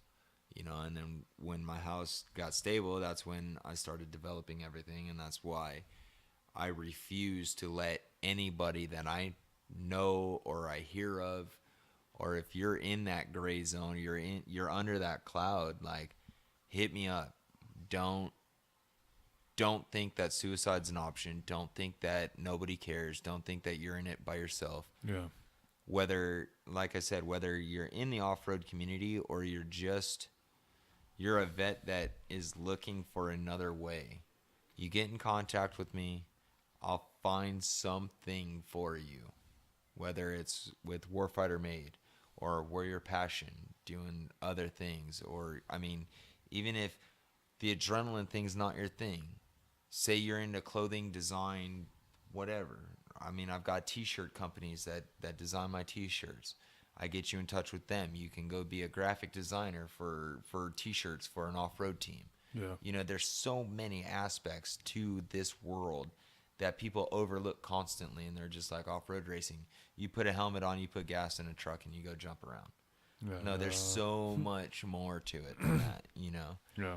And being able to take veterans and show them every little step that's involved on that program is huge, because I don't know if you're going to want that helmet, or if you're going to want that welder, or if you want to sit there and play with the internals of my shocks.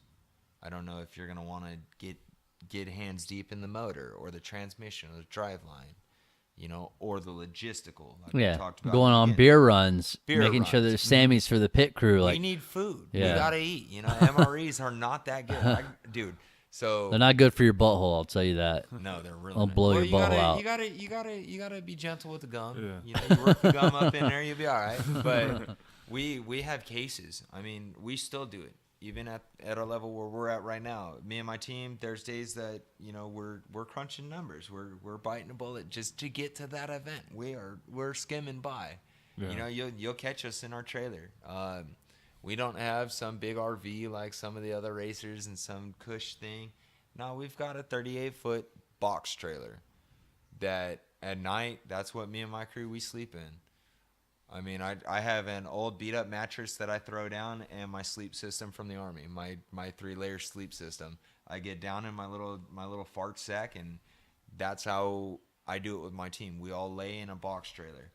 We all lay there at night. We sleep in the same trailer. We eat MREs. I still got cases of MREs in the garage that when we go out and, we're pushing those pennies, we're really limited on our resources. Box MREs, throw that in there. We're solid. You know, Yeah. you go out to a race weekend. We're not eating bologna and cheese sandwiches like we're in prison every day. You know, like Yeah. it might not be the best thing in the world, but there's some better than others. Right. You know? And Well, as long as you crack a vent on the top of the trailer so you don't all die in your sleep from you the definitely fucking gotta gas. open that up Yeah, that because cheese is that some other cheese shit. is pretty rough, dude. You get jalapeno, dude. you get the horns going that night for sure. You know? Dude, I think the big thing though too, man, is that selfless dedication to something that we're missing in society. We're missing it in American culture. Like going out there, and even though you're not the dude putting the helmet on, you're not the dude riding the race, like that. There's something about our human nature that selfless dedication to it. Whether it's just going to get the sandwiches, going to get the beers, whether you're there to refill the truck or change out the tires, that selfless dedication, like it's not about you, it's about the team. Is something that humans need like so much right now, and they're just not getting it. It's a sense of purpose. Yeah, you don't have that purpose, and you're just worried about yourself. You're worried about what people are thinking. You're counting your likes on your selfies and these things. So, like, for you to get out of that box and to do something that totally doesn't even necessarily benefit you, benefits you immensely on your spiritual level, dude. If you take care of your crew will take care of you, because it's just like that. I keep on hearing these wild tank stories from this tank commander in Denmark. Oh, yeah. Their driver, he's just chilling. He's getting them right in the spot they need to be the whole time, avoiding all these IEDs and everything. Yeah. Right? Meanwhile, the rest of the tank crew, they're just mowing down dudes. They're just blasting them with this tank, right? Just putting in work. You know, the ammo loader, he's got his hand on that shell that's going to, like, kill that dude, right? Yeah. And then you got the gunner, who's the one, like, sighting it in and everything. He's pulling triggers. And then the tank commander, he can take over and shoot, too. So they're all getting it. Then driver's just, like, up there holding the sticks or whatever, pedals. And he's like, I want to kill, you know? And so after all that work he put in and selflessness, they're like, you know what, we're going to get you one. So they found this dude. He's in the right spot. He's kind of in this hole up against this, like, ledge or whatever, and he was shooting at him, and they just drove right up to him. They're like, this is your kill, dog. And he just drove that tank right into this dude and just smashed him with it. Just like... just like, not the treads, just like the front angle of the tank, just like smash this dude in the ground until he's dead. And you know what? They got him his kill. Yeah. Because he put in, that selfless time of just sitting up there while that main gun is just going off all the time. And, he eventually got his, like, it's important to take care of your crew that supports you. And the same way, if you put in good work, people are going to recognize it. And it's going to come back to you tenfold. Yeah, so don't be selfish sitting at home feeling sorry for yourself. Exactly. Just get out there. Step forward. Take a chance, dude. Get part of a fucking team like Josh has here. Stop crying about it, Yeah. Maybe therapy's not for you, and that's fine. It's not for me either. I feel like you just got to put those feelings in a balloon and let it go, dude. And I let sat the shit there. Go. I did the VA thing. I legitly tried to fall into the little regimen of shit that they wanted us to do. You go to the little room 3 times a week and you sit around with 15 other people who don't give a fuck about you. I mean, if it works for you, then it works for you, and I apologize. But for me personally, I never got that feeling. I never got a connection with anybody else in the room. I never connected with the main guy that was running the deal. I just never got that in any of my PTSD classes. I never felt connected to the general populace of that class. When I get out in the off-road community and there's things that we do that a lot of people are kind of like, they're a little more standoffish on, because it's situations we present and we put ourselves in as off-road racers, community members, or whatever, that the general public looks at and they're kind of like standoffish. You know what I mean? For me, you bring those vets in to where the general populace kind of stands away from us, and that's what we thrive in. We all joined the military because most people didn't. We joined the military to go out and fight the demons in the dark and do the things that we knew needed to be done that some people really didn't want to do. And all of us in combat arms all understand what those details are.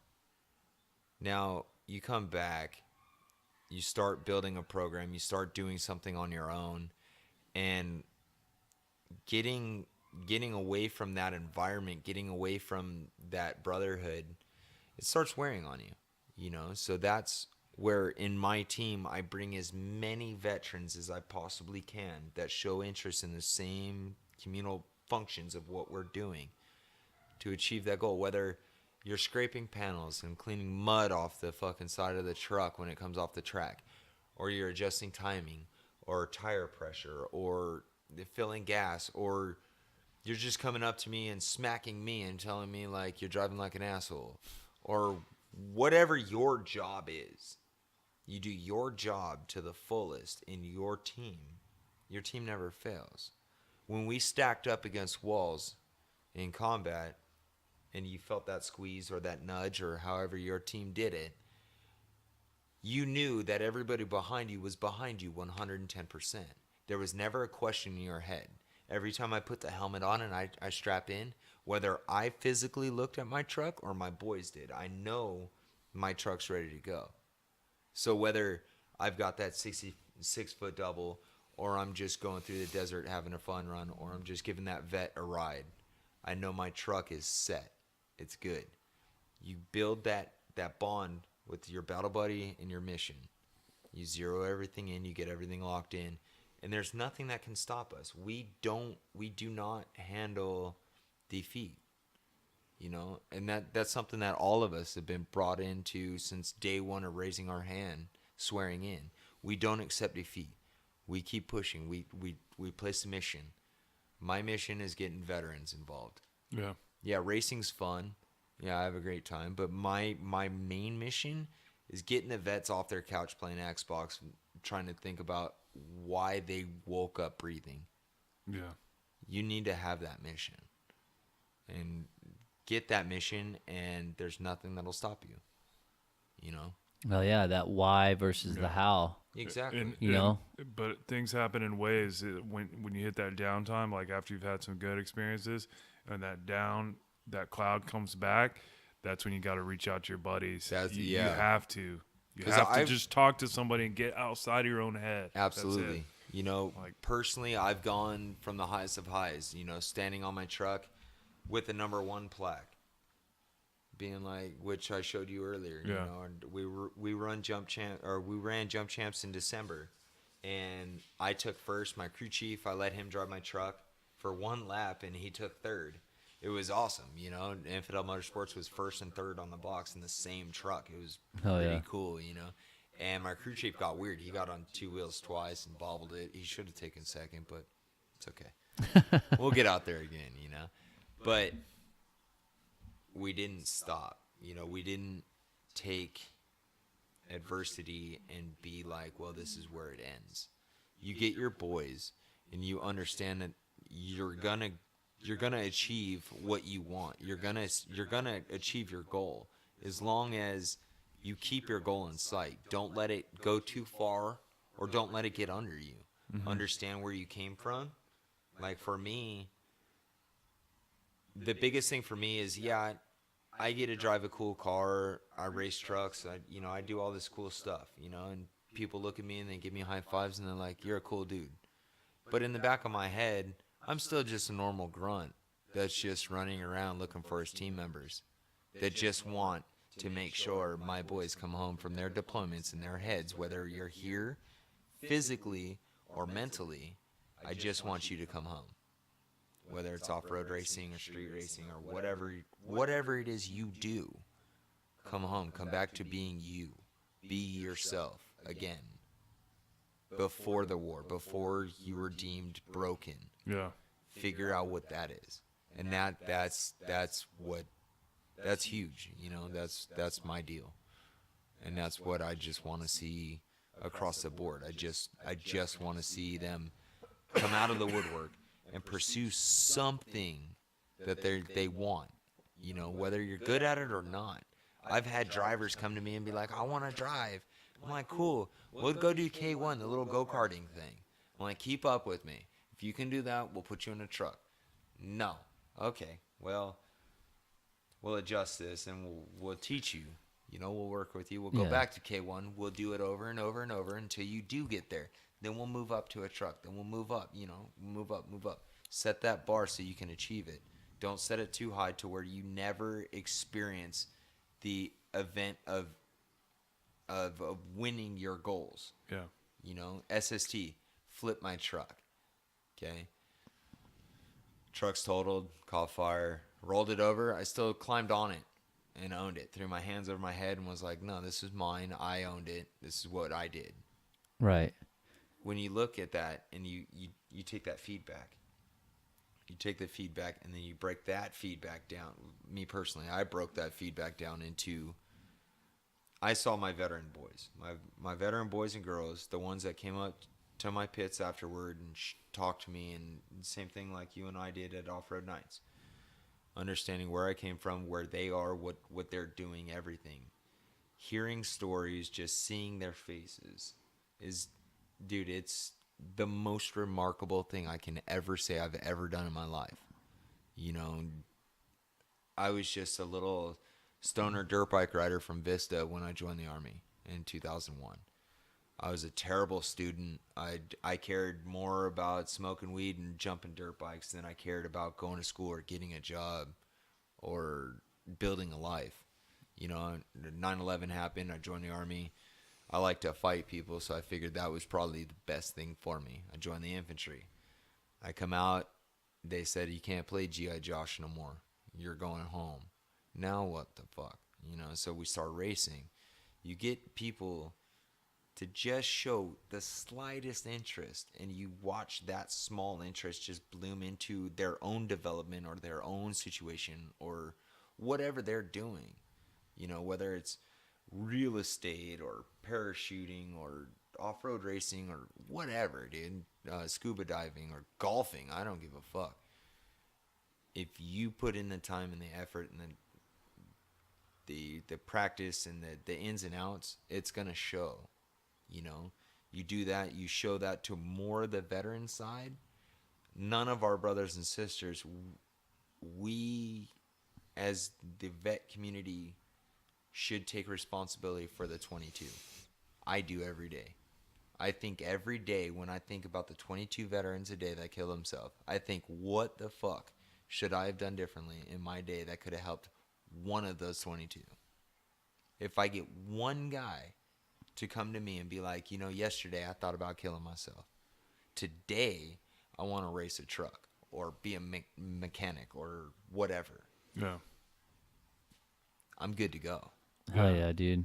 But at the same time, I think we've taken the suicide deal and we've focused way too much on it. Yes. And it's like we get it now. Like we do have dudes committing suicide, you know, men and women, but like, and we do need to take care of each other, but let's show the way. Let's show that positive direction that they can go to instead of just staying focused on it, because I've seen it's almost to a point now where I've seen some events of guys killing themselves, and it's almost a celebration. Right? It's almost like I never understood that. It's almost like we're honoring them as if they died in combat, and it's this big, you know, we got the parade and everything, and I get it. It's like, you know, we feel this love for these people, and we want to show them like the honor that they should have gotten if they died in combat. But they took a selfish way out. But they took a selfish way out, and what we're doing is telling the people that are in these dark cloud spots is like, you were on this level when you're on the military, right? And now you're in this low spot. Well, and you maybe feel like you should have died in combat or whatever. Well, if we get the same honor that we did if we did that, if we give up on ourselves and take that selfish route, I'm going to get the same honor I would have if I died in combat. And guess what? It's going to be blasted all over social media, and people are going to remember me. Yeah. There's going to be a GoFundMe in my name, and my family's going to be taken care of. Like, I might as well go out in style. Yeah, it's like, a cancerous ideology. And it's almost like, yeah, you know what? I'm going to make a name for myself, and I'm going to be remembered. And I hate to say it, but I think we should take the spotlight away from it. Well, Absolutely. And just know that it exists, right? Right. We get it. We've raised enough awareness. I think everybody gets that veterans are committing suicide, but let's start shedding more of that light on these positive outlets and these positive, For like sure. us getting together and like moving in positive directions and working to like better ourselves and not taking that selfish way. Yeah. Because But I disagree that it's selfish, right? Yeah. Because we're here now, we're of our right mind. We have our goal where we're going, and we're trying to try to put the way that we're thinking right now, our thought process, in the thought process of that person, True. right? I That person's not thinking the way that we are right now. Absolutely. They're not thinking like, Clearly. if I can just end this, then it'll all be perfect for me, and it won't hurt anyone around me. They're in a dark spot. Yeah. I mean, we're all using this as figure as speech, saying it's a selfless act, but I don't think it's so selfish in its entirety, because I bet if you ask that person, they truly believe that everyone around them would be better off if they were gone. True. So it's a True, sad true, thing. true. But what you're both saying that I 100% agree with is that we need to focus on the why. We get lost in the how, right? We're like, how am I going to pay my bills? How am I going to make it to this first race? How am I going to do it without the military? And they forget the why. The why for you is you flip your truck, you destroyed it. You don't know how you're going to rebuild it. You don't know when you're going to get to the next race. You don't know how, because you built this motor on a lot of doubts. You didn't know how it was going to happen, but you made it happen. And now you are, and you flip it off the go. But the why is when you stand up on that truck and you raise your hands and everyone's like, fuck, yeah, he risked it for the biscuit. He sent it. And that dude's doing something fucking big for other people. It's the why, dude. When you're down, in your trough of life and you're wondering how you're going to pay the bills, it's not wondering how you're going to pay the bills. It's looking at those kids that are in your life, your little kids that love you, your family that supports the fuck out of you, those 25,000 crossing their hands over their heart at the off-road race. That's the why. Focus on the why. Don't focus on the how. The how buffs out. It'll work out.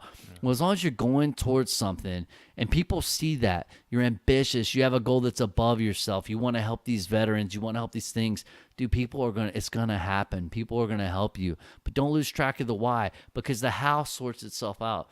Don't get me wrong, we need a plan, right? Don't go blindly. Fortune favors the prepared 100% of the time, but don't focus on that shit. Take one step at a time. It's going to buff out. It's going to work out. But remember the why. It's not about you, man. It's about your family. It's about whatever you live for. Figure out whatever it is. No one can tell you what that should be for you. Only you can. But you have to focus on that and put that goal first, and everything else will buff out. But if you focus on the how, you're going to be smoke checking yourself because things aren't going the way that you want it to. It's life. It's nature. The shit's going to be bumpy, right? Yeah, he's got a good It point is right it there. is life, and I think that's a big thing, is taking ownership of your life, right? It is yours. It's yours to take if you want, or it's yours Some to vets to, have a hard time live doing out. that. You know, myself, I did when everything was just going in the shitter for me. You know, it was hard for me to take responsibility on why is it going that way. For me, the reason it was going that way is because I was on so many pills from the VA. I wasn't myself. I was thinking so irrationally that I was stuck somewhere between that deployed monster that we become when we have to do our job and that guy that's coming home and dealing with everything from that transition. And I got in between those, and dealing with that. There's so many outlets that you have to find. You have to figure that out, and if you can figure out one of those outlets, like that's what I feel took me away from that area. You know what I mean? Mm-hmm. I don't know if I'm describing that right. Get weird with it is what I keep saying. I was talking to him the other night about, we were nerding out on, I was explaining to him how to find your spirit animal, and like that you can actually have multiple spirit animals. Like some come in for like a short period of your life and like all this stuff, and like talking about like guided meditations and all kinds of stuff. Yeah, but you know what? Like that's worked for me. Like it's helped me kind of just touch into a way to naturally heal myself that's not on pills. It's not changing the chemistry of my brain. Like that's what we're seeing is like a lot of these psychotropic drugs we're giving guys, or like, antidepressants and stuff, it's changing the chemistry in their brain. If they had a couple concussions on top of that, they're really setting themselves up for getting in that bad spot and like wanting to end it. And that's something that like is a little bit different with suicide and the chronic pain issues. It's like, man, I'm dealing with these migraines and seizures like almost every day. I know how to end that. Like, I know how to make those stop right now, and being men and women of action, sometimes, like you said, it's not always, it's selfish. But it's like, I know this problem and I know how to end it. Like, but the truth is there's other good ways to end what's going on, that, or at least like make your life still livable and happy and like rewarding. There still is that beauty in life that you can achieve even with that pain. Right. And I think it's like you said, experimenting around, finding what it is that helps you get that therapeutic effect, right? That's helping you live your life, because that's what it comes down to. You have from A to B. Yep. From when you were born, like farted out into this world. I'm sorry, it's a much more beautiful thing. It's disgusting, dude. Not at all. Stop it. It's disgusting, dude. It's gross. Great. It's a miracle. I've delivered babies, all right? If you haven't delivered a baby, then we can't talk. But dude, you have from that point when you took that first breath till when you're done. And that's it. Yep. And we can debate all day about what's after that or what comes before, but it doesn't matter. It's irrelevant, actually. But that time in between is all you got. Take what that time is between, and there's nasty stuff that happens, man. Like it, I like to. I just need to make this video. It's life is like a Bob Ross painting. All right. Have y'all? Yeah. Have you heard me talk about this? No. I'm gonna use the restroom right quick. Okay, go ahead. Well, I get the fucking didn't have the baby bladder award today. Yeah. Even though I've had to pee for like the last hour. Dude, I don't know how Joe Rogan does it. He like, he like never pees during his. Yeah. He just times it right. Yeah. Well, I knew that you had already peed. I knew he was about to break. I could see him twitching, and I just had to power through because I got to pee too. But it's whatever, dude. But yeah, man, I think we're all pretty much hitting on the same things that I think's getting lost in translation. You know how I feel about the cancerous ideology about the broken veteran. Yeah. I hate that people look down. I feel like they look down on veterans in sympathetically. Yeah. I don't want sympathy. Yeah. I don't think we need sympathy, dude. And it's a lot of the times the dudes that are reaching out for that sympathy are the dudes that didn't do shit. Yeah.